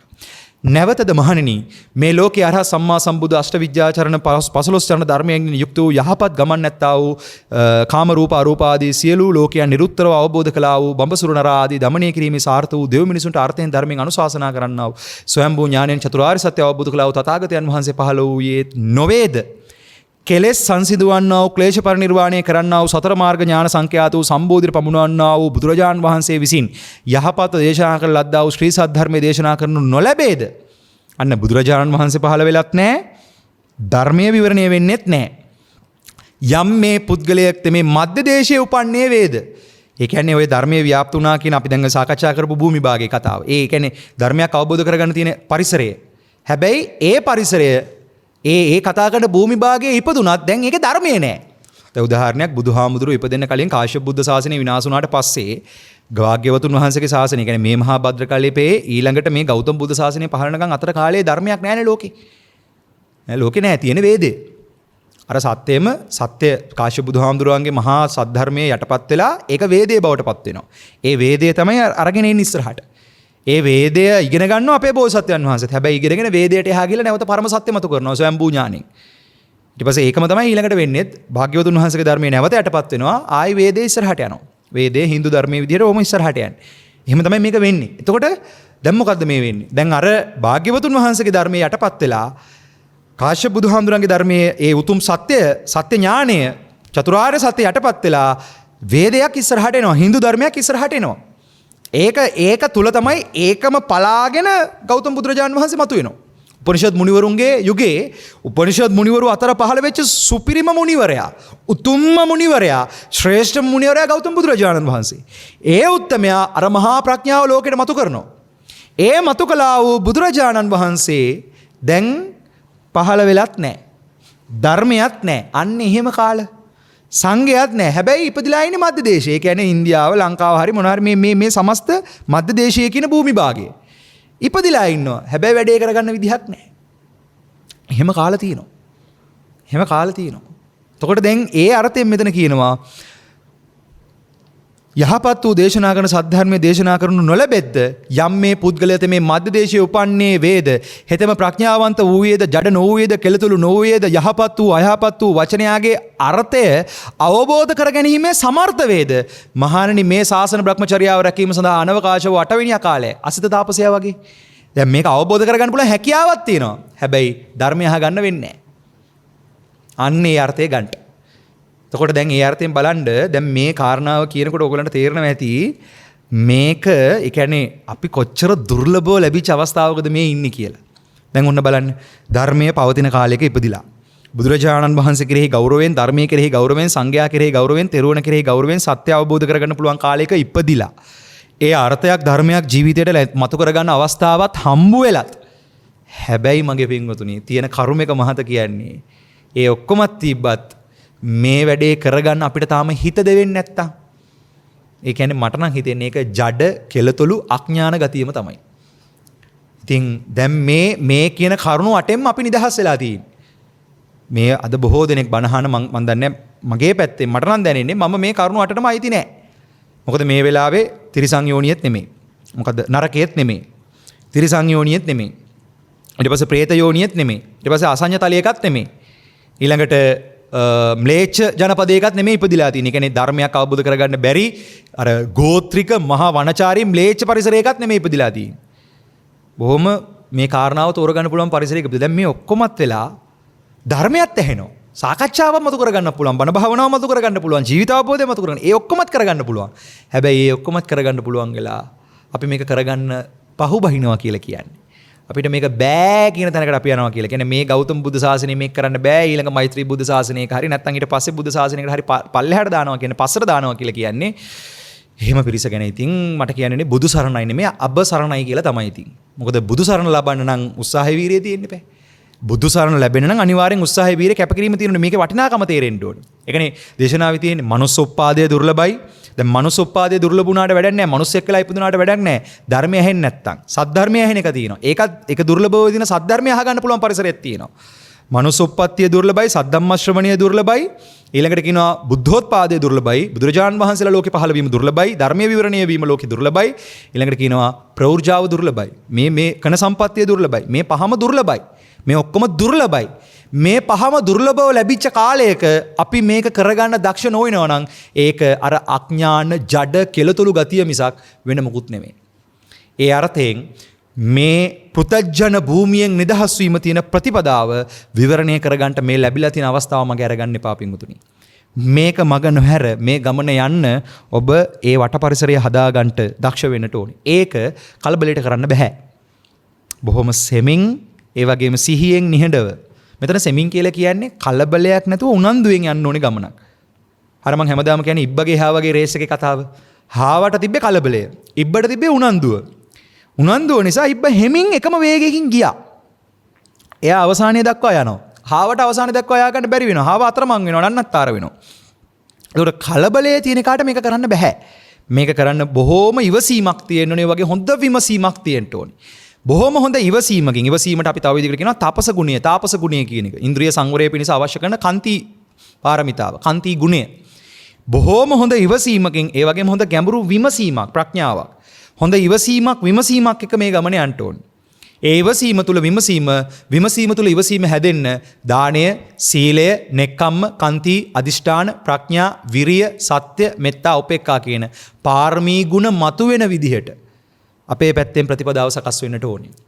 ඒකට සීල අනුග්‍රහිතය, සුත අනුග්‍රහිතය, සාකච්ඡා අනුග්‍රහිතය, සමත අනුග්‍රහිතය, විපස්සනා අනුග්‍රහිතය කියන මේ අනුග්‍රහ පහෙන්ම සංග්‍රහ කරන්නත් ඕනේ. අන්න පෙන්නනවා අනුග්‍රහිත සූත්‍රයේ අංගුත්තර නිකායේ නොලැබූ මාර්ග බ්‍රහ්මචර්යාව ලැබීමටත් ලැබූ මාර්ග බ්‍රහ්මචර්යාවේ වේපුල්‍ය පිණිසත් තියෙන අනුග්‍රහ පහ මෙච්චරයි කියන එක. ඒතර මේ අනුග්‍රහ පහෙන් සංග්‍රහිත කරගෙන මේ ගමන යන්න වට පරිසරය අපි හදා ගන්න දක්ෂ වෙනවා නම් ඒ දක්ෂතාවයට හොඳටම පරිසරය තාම තියෙනවා. අර මේ දවස්වල හොඳටම තියෙන අපි තමයි හොඳටම කලේ කියලා. ඒ වගේ මේ වැඩේ හොඳටම කරගන්න පුළුවන් තාම පරිසරය නැති වෙලා නැහැ. මේක තාම නැති වෙලා නැහැ. මේක තාම හොඳටම තියෙනවා. ප්‍රශ්නේ තියෙන්නේ අපේ තියෙන අර මං හැමදාම කියන වචනේ ගොබ්බකමයි ගොබිලකමයි. මොකද්ද ගොබ්බකම? අවිද්‍යාවේ තියෙන බරපතලකම. මොකද්ද ගොබිල? තෘෂ්ණාවට තියෙන කැමැත්ත. අපේ තියෙන මේ ගොබ්බකම නිසා, අපේ තියෙන මේ මහා ගොංකම නිසා අපි මේක දෙයියනේ කියලා අතහැර ගනිමින් ඉන්නවා.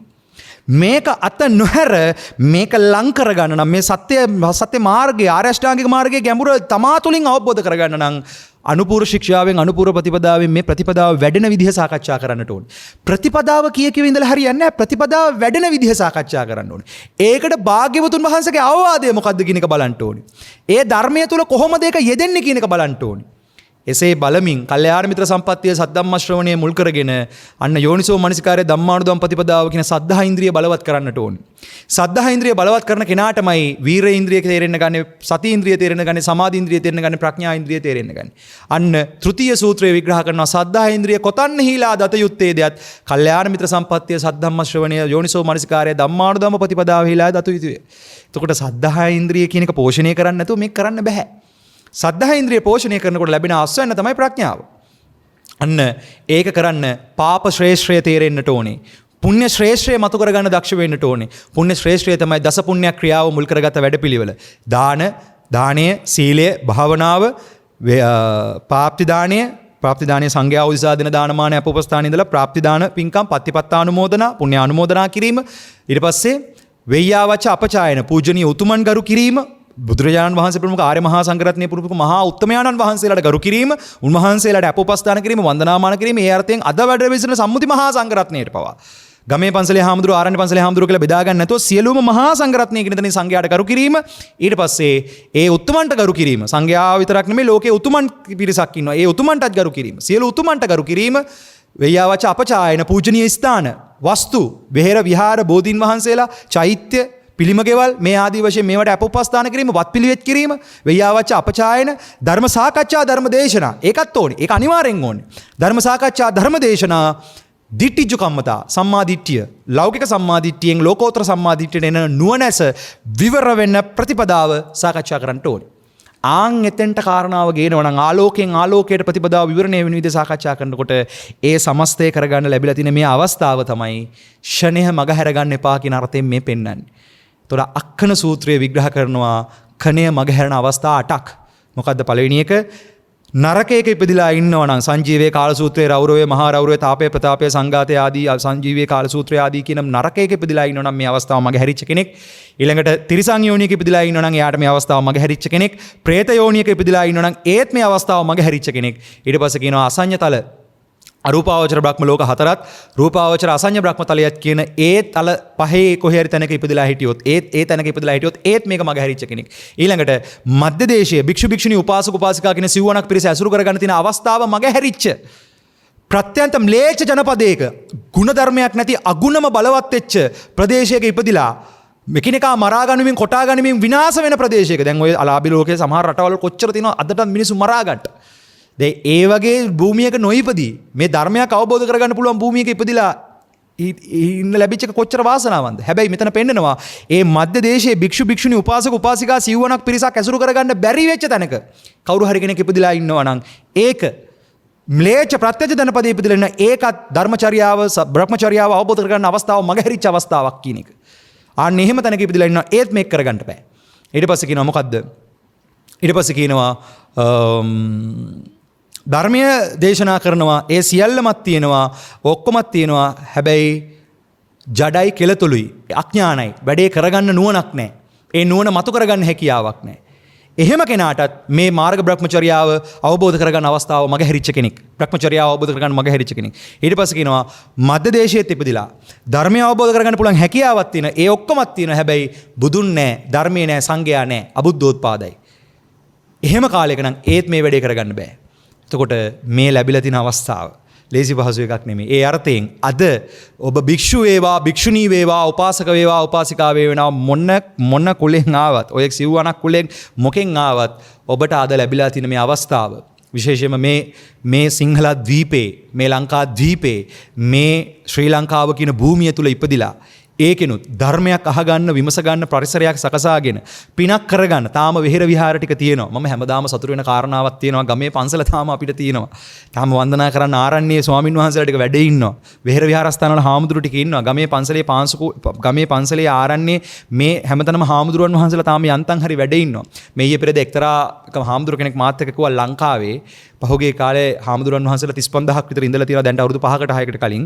දැන් මේක මේ වෙනකොට 25000ට විතර අඩු වෙලා තියෙනවා කියලා. ඒ කියන්නේ එන්න ස්වාමින් වහන්සේලාගේ මේ එන්න ස්වාමින් වහන්සේලා අඩු වෙනවා. ඉස්සරහට පාංශුකූල වලට දාන වලට පවා ස්වාමින් වහන්සේලා කෙනෙක් හොයාගන්න එක ඇත්තටම අමාරු වෙන කාලයක් එනවා ඉස්සරහට. ඒ තරමටම සාසනික පරිහානිය පැත්තෙන්ම ගත්තත් මේ සංස්කෘතික වැඩපිළිවෙල ඉදිරියට අරයි යන කාරණාව පවා ඊටාම අමාරු වෙන කාලයක් ඉස්සරහට එනවා. මේ තැන් අපි තේරුම් ගත්තොත් අපි අද ඒ මරු පින් කරගන්නේ කෙලසද හෙටමරු ඇති සිතන්නේ කිකලද මහසෙන් මරු අප වන්නේ කුමටද කුසලට කම්මැලි වන්නේ කියන තැනින් අපි අපේ පැත්තෙන් මේ පෘථජන භාවයේ ඉක්මවීම පිණිස කැප වෙන්නට ඕනේ. ඒ කැපකිරීම ඇති කරගන්නට මේ සෑම අවස්ථාවක්ම හොඳ සිහියෙන් බලන්න එන්න හැම පැත්තෙම ලෝක ධර්මතාවයත් පිරිහෙනවා, ශාසනයත් පිරිහෙන පැත්තට තියෙන. හැම පැත්තකින්ම. ඒක නවත්තන්න බෑ. මේක නවත්තන්න බෑ. මම හැමදාම කියනවා මේ පරිහානිය නවත්තන්න බෑ. එකක් නවත්ත ගන්න පුළුවන්. ඒ තමයි අපේ පැත්තේ තියෙන මහා කෙලෙස් පරිහානියෙන් නිදහස් වෙන එක.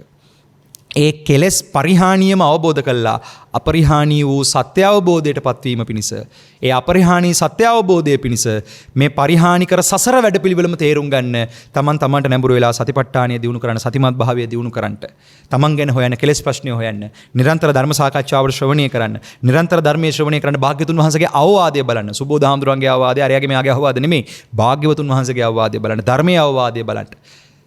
ඒ ධර්මයේ අවවාද ක්‍රියාත්මක කරපු සංඝයාගේ චරිත කතා කියවන්න. සාරිපුත්ත මොග්ගල්ලාන ආදී මහා සංඝ පරම්පරාවල මේ චරිත කතාවන් බලන්න. ඉදිරි දවසකදී බලාපොරොත්තු වෙනවා මේ කාලේ හරියටම මේ වැඩේ ඉවර කරගත්ත උත්තමයන් වහන්සේ කෙනෙක් විතර ලංකාවේ ඉන්න ස්වාමින් වහන්සේලා ගැන ගොඩාක් දෙනෙක්ට සමාල්ලාට කිව්වා, සමාල්ලාවට ඔය ආරණ්‍යගතව එහෙම ඉන්න පුළුවන් ඒ වගේ මහා උත්තමයන් වහන්සේලා. මගේ ජීවිතේත් ඔය පහුගිය කාලේ හම්බෙච්ච ඩෙන්මාර්ක් ඥානදීප ස්වාමින් වහන්සේ ගැන අපිට කතා කරන්න මූලාශ්‍ර දෙනවා. මොකද උන්වහන්සේගේ වටේ ඉන්න ගෝල ස්වාමින් වහන්සේලා සහ හිටපු ඒ ස්වාමින් වහන්සේලා ඒ උන්වහන්සේ පිළිබඳ අර්ථ විවරණය කරන නිසා තේරෙනවා උන්වහන්සේ යමක් කරගත්ත උත්තමයාණන් වහන්සේ නමක් කියන එක. ඒ වගේම ඒ වගේ තව ඕන තරම් ස්වාමින් වහන්සේලා ඉන්න පුළුවන්. නමුත් ප්‍රශ්නේ තියෙන්නේ මේ වගේ මාධ්‍යයක අපි කෙනෙක් ගැන කතා කරනවා නම් ඒක සහේතුකව ඔප්පු කරන්න පුළුවන් වෙන විදිහට, කරුණු කාරණා ඔප්පු කරන්න පුළුවන් වෙන විදිහට, අර්ථ සහිතව, ව්‍යංජන සහිතව මේ කාරණාව කියලා දෙන්න පුළුවන් වෙන අර්ථයක් තියෙනට ඕනේ. ඒ අර්ථයෙන් මම හිතුවා මුළු බෞද්ධ ලෝකයේම අදට විශේෂ පිළිගැනීමක් තියෙනවා. විශේෂයෙන්ම ලංකාවේ ඉන්න බෞද්ධයන්ට වැඩිය විශේෂයෙන්ම තායිලන්ත බෞද්ධයන් සහ ලෝකයේ ඉන්න ලාංකීය බෞද්ධයන් පිළිගන්න අපේ භික්ෂුණී කුසුමා මෙහෙණින් වහන්සේ විසින් පරිවර්තනය කරපු ආචාර්ය මන්බුර්දත තෙරුන් වහන්සේගේ චරිතාපදානයේ ලියවිච්ච පොත ගැන පුංචි විග්‍රහයක් කරන්න, විශේෂයෙන්ම මන්බුර්දත තෙරුන් වහන්සේගේ ජීවිත කතාව ගැන. ඉතින් මම උන්වහන්සේ ගැන ධර්මදේශනාවක් ළඟදිම දවසක කරනවා. ඒක කරන්න හේතුව තමයි අපිට ඔය කොච්චර කොහොම මොනවා කිව්වත් ඇත්තටම මේ වැඩේ කරගන්න පුළුවන් කියන තැනට ජීවමාන සාක්ෂි අපි හොයනවා. මමත් හොයපු කෙනෙක් එහෙම. ඒ ජීවමාන සාක්ෂි අතර මට අද බයක් නැතුව කියන්න පුළුවන් නමක් තියෙනවා. ඒ තමයි ආචාර්ය මන්බුර්ද තෙරුන් වහන්සේ ගැන. මම උන්වහන්සේව ළඟින් ඇසුරු කළා නෙමෙයි. හැබැයි ඒ කියවපු ඒ උන්වහන්සේගේ ජීවිත කතාව, චරිත කතාව කියවනකොට දැනෙනවා ඇත්තටම මේ කටයුතු කරගන්න මහන්සි වෙච්ච උත්තමයෙක් කියන එක. ඒ අර්ථයෙන් ආචාර්ය මන්බුර්ද තෙරුන් වහන්සේ ගැන දේශනාවක් නොබෝ දවසකදීම බොහෝ වෙලාවට සිද්ධ වෙයි. ජීවත් වෙලා හිටියොත් මම මේ දේශනාවත් කරાવી. ඒකත් මම බලාපොරොත්තු වෙන්නේ ඔබට යම්කිසි අර සජීවීව මේ කටයුත්ත කරගන්න මහන්සි වෙන්න කියන අර්ථයට පෙළඹවීමක් දෙන්න තමයි අතර මේ දේශනාව කරන්නේ. ඉතින් ඒ අර්ථයෙන් ඔය කොච්චර කොහොම කිව්වත් නිවන් මඟ හොයන පිරිස බොහෝ වෙලාවට හොයනවා කවුද මේක සජීවීව කරගත්ත පිරිස ලෝකේ නැද්ද කියලා.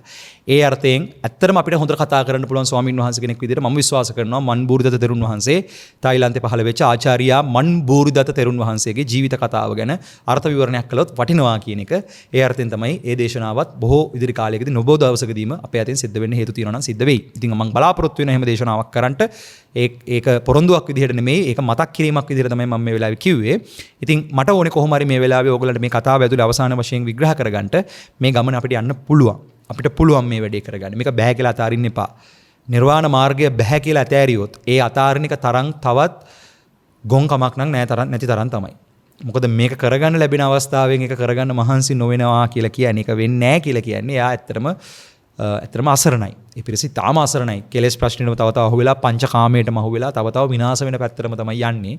ඉතින් ඒ මහා පරිහානිය නතර කරගන්න අපරිහානීය අවබෝධයටපත් වෙන්නට අපිට තියෙන ප්‍රතිපදාව මොකක්ද කියන එක අපි බොහෝම පැහැදිලිව හොඳ ඉවසීමකින් ඒ වගේම ගැඹුරු විමසීමකින් සාකච්ඡා කළ යුතුයි. ඒ සාකච්ඡාව මතු කරගන්න තමයි මේ උත්සාහ කරන්නේ. ඒ අර්ථ මේ හැඟීම මේ අර්ථ ධර්ම හොඳට විවරණය කරගෙන ඒ ගමන යන්න මහන්සි වෙන්නේ. ඒ අර්ථයෙන් ෂණය මගහැර ගන්න එපා කියන අර්ථයෙන් තමයි මේ අක්කන සූත්‍රයේ භාග්‍යවතුන් වහන්සේ දේශනා කරන්නේ. ඒ අර්ථයෙන් අපිට මේ ලැබිලා තියෙන අවස්ථාව ගැන ඔබ ඒකේ වටිනාකම තේරුම් අරගෙන ඔබ ඔබගේ සත්‍ය අවබෝධයේ පිණිස පිරිය යුතු ප්‍රතිපදාව අවබෝධ කළ යුතු වැඩපිළිවෙල මොකක්ද කියන එක තේරුම් ගන්න. ඒ උදෙසා මේ ධර්ම දානමය පින්කමත් ඔබට උපනිශ්‍රයක් වේවි කියන අර්ථයෙන් දේශනාව හමාර කරනවා. සහ සම්බන්ධ වෙච්ච හැම දිනාටම බොහෝමත්ම පිං. අපේ අතින් පුංචි අඩුවක් සිද්ධ වුණා නම් 10000 වාරයක් සමා වෙන්න කියන කාරණාවත් මතක් කරලා දේශනාව හමාර කරනවා. සහ සම්බන්ධ වෙච්ච හැම දිනාටම තෙරුවන් සරණයි. හොඳයි මගේ පින්වතුනි, අද අපේ සාකච්ඡාව සිද්ධ වුණේ අංගුත්තර නිකායේ ගහපති වග්ගයේන අට්ඨකාදී නිපාත පාළියේදී එන ගහපති වග්ගයේ බොහොම වටිනා කියන සූත්‍ර ධර්මයක් අක්කන සූත්‍රයේ සතාගත ශාසනයේ බ්‍රහ්මචර්යාව අවබෝධ කරගන්න තියෙන අවකාශය නැති කරගත්ත අනවකාශ කරගත්ත මේ වැඩපිළිවෙල කරගන්න තියෙන කාලය නැති කරගත්ත අවකාශය අනවකාලයටපත් වෙන පිරිස් 8ක් ගැන තමයි මෙතන විග්‍රහ කරන්නේ. ඒ 8 පිරිසටපත් නොවි මේ වැඩේ කරගන්න අපේ පැත්තෙන් වෙන්න ඕනේ මොකක්ද කියන එක තමයි අද දවසේදී අපි ඇත්තටම සාකච්ඡා කරන්නට යෙදුනේ. ඉතින් මේ වගේ කාලයක ධර්මයේ පිළිබඳව විවිධාකාර මතිමතාන්තර දෘෂ්ටිවාද සාකච්ඡා විවිධාකාර අර්ථ විවරණ මතුවෙන කාලයක අපි හැමෝම ඒ කාටවත් පෞද්ගලිකව පහර ගහන්න යන්නේ නැතුව කියන්නා කෙසේ කීවත් අසන්නා සිහි බුද්ධියෙන් ඇසිය යුතුයි කියන තැනින් ඔය ඩෙන්මාර්ක් ඥානදීප හාමුදුරුවෝ එක වෙලාවක කියලා තියෙනවා ලංකාවේද ප්‍රසිද්ධ බුද්ධ ආගම කියලා කතා කරන හාමුදුරුවෝ එක විදිහට ධර්මයේ දේශනා කරනවානේ. ඒ දේශනාවන් මේක මට හිතෙනවා ගලිගමුවේ ඥානදීප හාමුදුරුවන්ගේ ලිපියක මම කියෙව්වේ.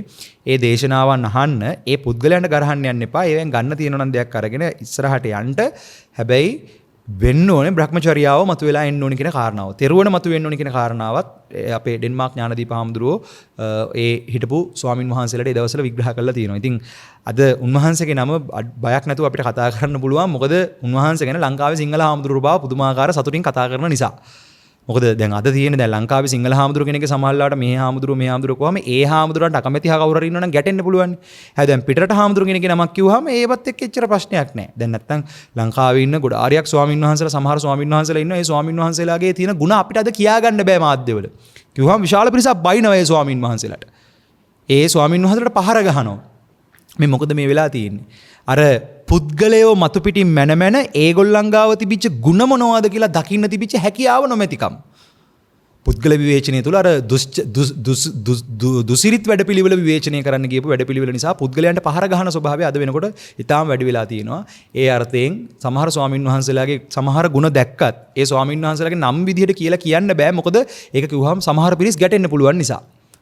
ඒ අර්ථයෙන් තමයි මම මේ කතාව කිව්වේ. හැබැයි ඩෙන්මාර්ක් ඥානදීප හාමුදුරුවෝ සම්බන්ධව මට කතා කරන්න පුළුවන් ප්‍රශ්නේ ඒක ලංකාවේ සිංහල ස්වාමින් වහන්සේලා පවා විශේෂයෙන්ම ආරණ්‍යගත ස්වාමින් වහන්සේලාට පුදුම පැහැදීමක් තියෙන උන්වහන්සේ සම්බන්ධව.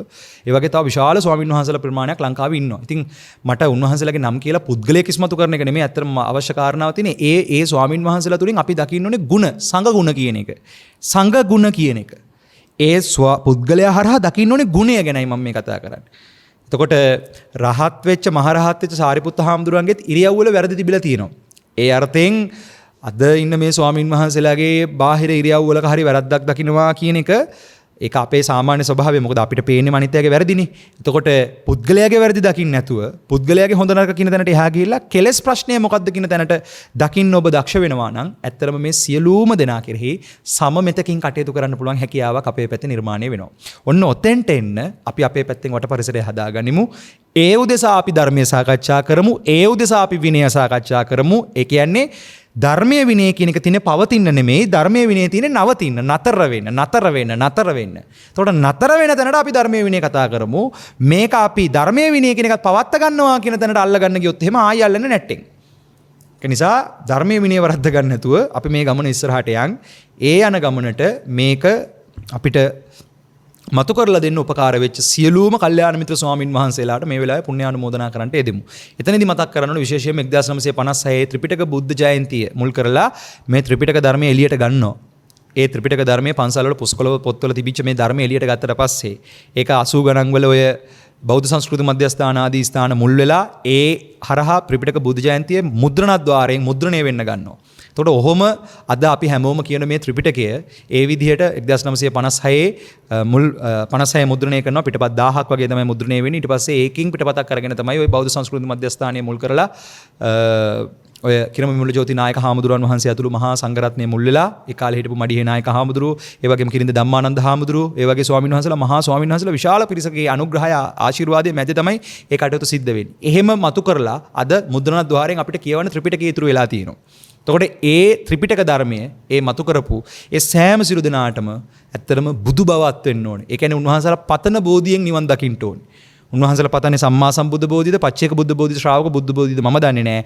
පතන බෝධිය නිවන් දැක ගන්න උන්වහන්සේලාට මහා පුණ්‍ය කුසලයක් වෙන්න ඕනේ. මොකද අපිට මම ඇවිල්ලා මගේ පුංචි කාලේ මට නිවන් දකින්න ධර්මය ඕනේ, මේ දහම හොයාගන්න ඕනේ කියන අර්ථය එනකොට මම පොඩි කාලේ මේ කාරණාවට උනන්දුවක් තිබ්බට මට පාලි ඉගෙන ගන්න අවස්ථාවක් තිබ්බේ නැහැ. මොකද මම පාසල් අධ්‍යාපනය ලැබුව කෙනෙක්.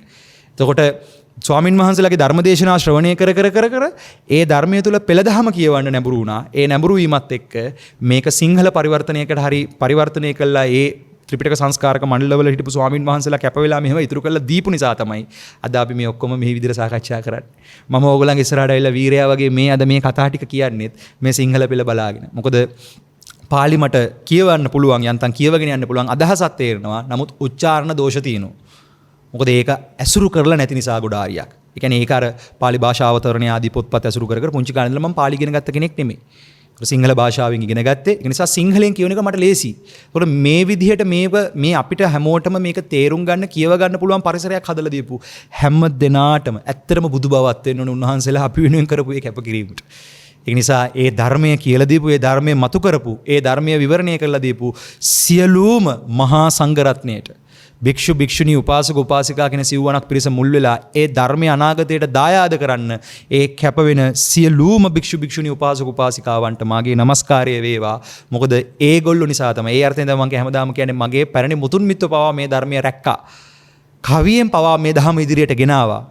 ඉතින් ඒ අර්ථයෙන් අද මම ඕගොල්ලන්ට කියපු මේ කවිය ඕගොල්ලන්ට මතකයි නම් ඒ කවිය ලෝ වැඩ සංගරාව වීදාගම මෛත්‍රී හාමුදුරුවෝ අර මහා ධර්ම කාරණාවක් එක පද හතරකින් කියනවා. මොකද්ද? සිත මිස කය නැති බඹලොව සතරකි, සිත නැති වම කය සිත නැති වම කය බඹතලයකි, මෙද සත පින් කොට උපදින පදෙසකි, එහි උපනත් කුසලක් නොම කළ හැකි. මේ මහා ගැඹුරු ධර්මයක් පද හතරකින් කියලා දෙනවනේ අපිට. ඉතින් මේවා රැකපු, මේවා අනාගතයට දායාද කරපු සියලුම දෙනාට බොහොම ස්තුතියි, බොහොම පිං.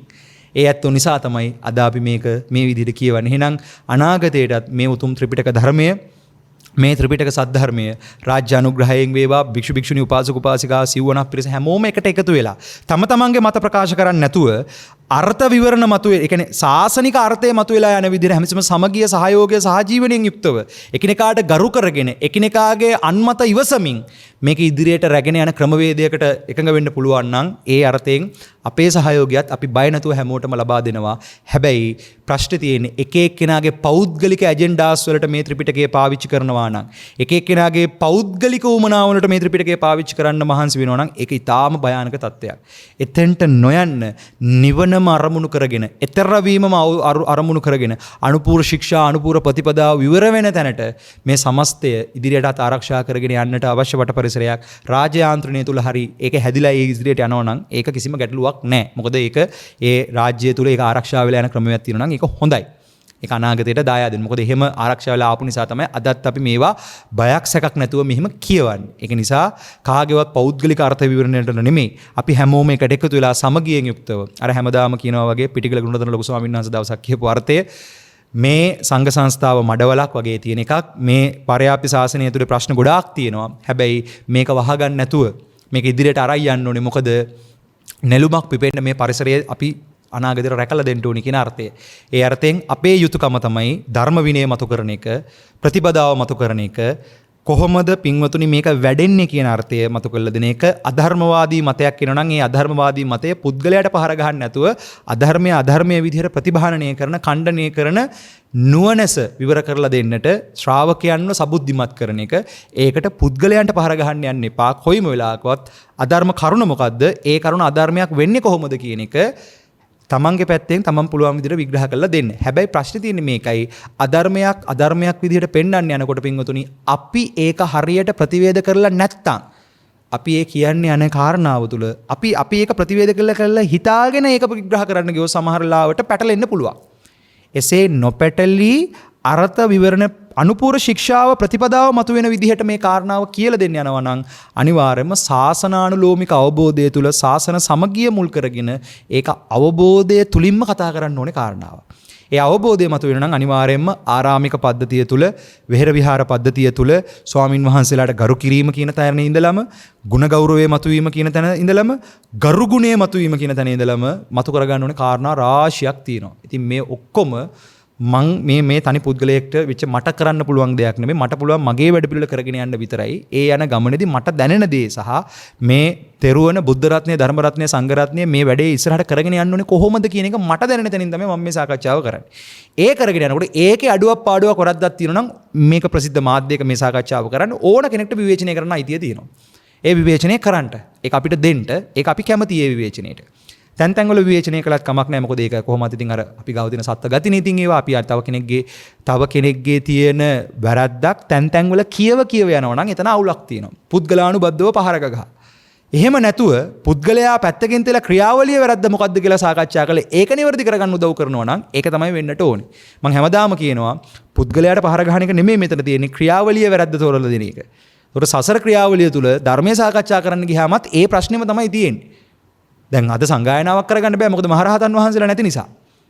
එතකොට දැන් එහෙම උත්තරමයව පහළ වෙලා හරියට මේ කාරණාව මතු කරලා දීලා ඉවර වෙලා අධර්මය ධර්මයේ තුලින් ප්‍රතිභානනය කරලා අවිනය විනය තුලින් ප්‍රතිභානනය කරලා මතු කරන උත්තරමයන් වහන්සේලාගේ පහළවීමත් එක්ක ඔය කියන මහා සංගායනාවක් ආදී දෙයක් කරන්න පුළුවන් නම් ඒ වගේ තැනකට උනත් යන්න පුළුවන්. නමුත් මම හිතන්නේ නැහැ ඒ වගේ තැනකට යාවි කියලා. මොකද එන්න මේ ධර්මයේ තියෙන ගැඹුර මතු කරගන්න තියෙන අවකාශය වටපරිසරය නැති වෙමින් යන නිසා.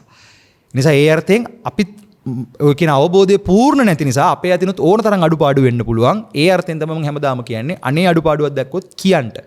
ඒක ඕන තැනක විවේචනය කරලා හරි අපිට කියන්නේ ඒක වටිනවා. මොකද අපිටත් අපේ මග වඩාගෙන යනකොට ඒ විවේචනය ඊටාම උපනිශ්‍රේ නිසා. ඒ නිසා නැවත වතාවක් මම කියනවා මේ දේශනාව කරගෙන යනකොට කිනම්මෝ ආකාරයකින් කාගේ හෝ හිත රිදවීමක් සිද්ධ වුණා නම්, වරදක් ප්‍රමාද දෝෂයක් වුණා නම් මට සමාවෙන්න.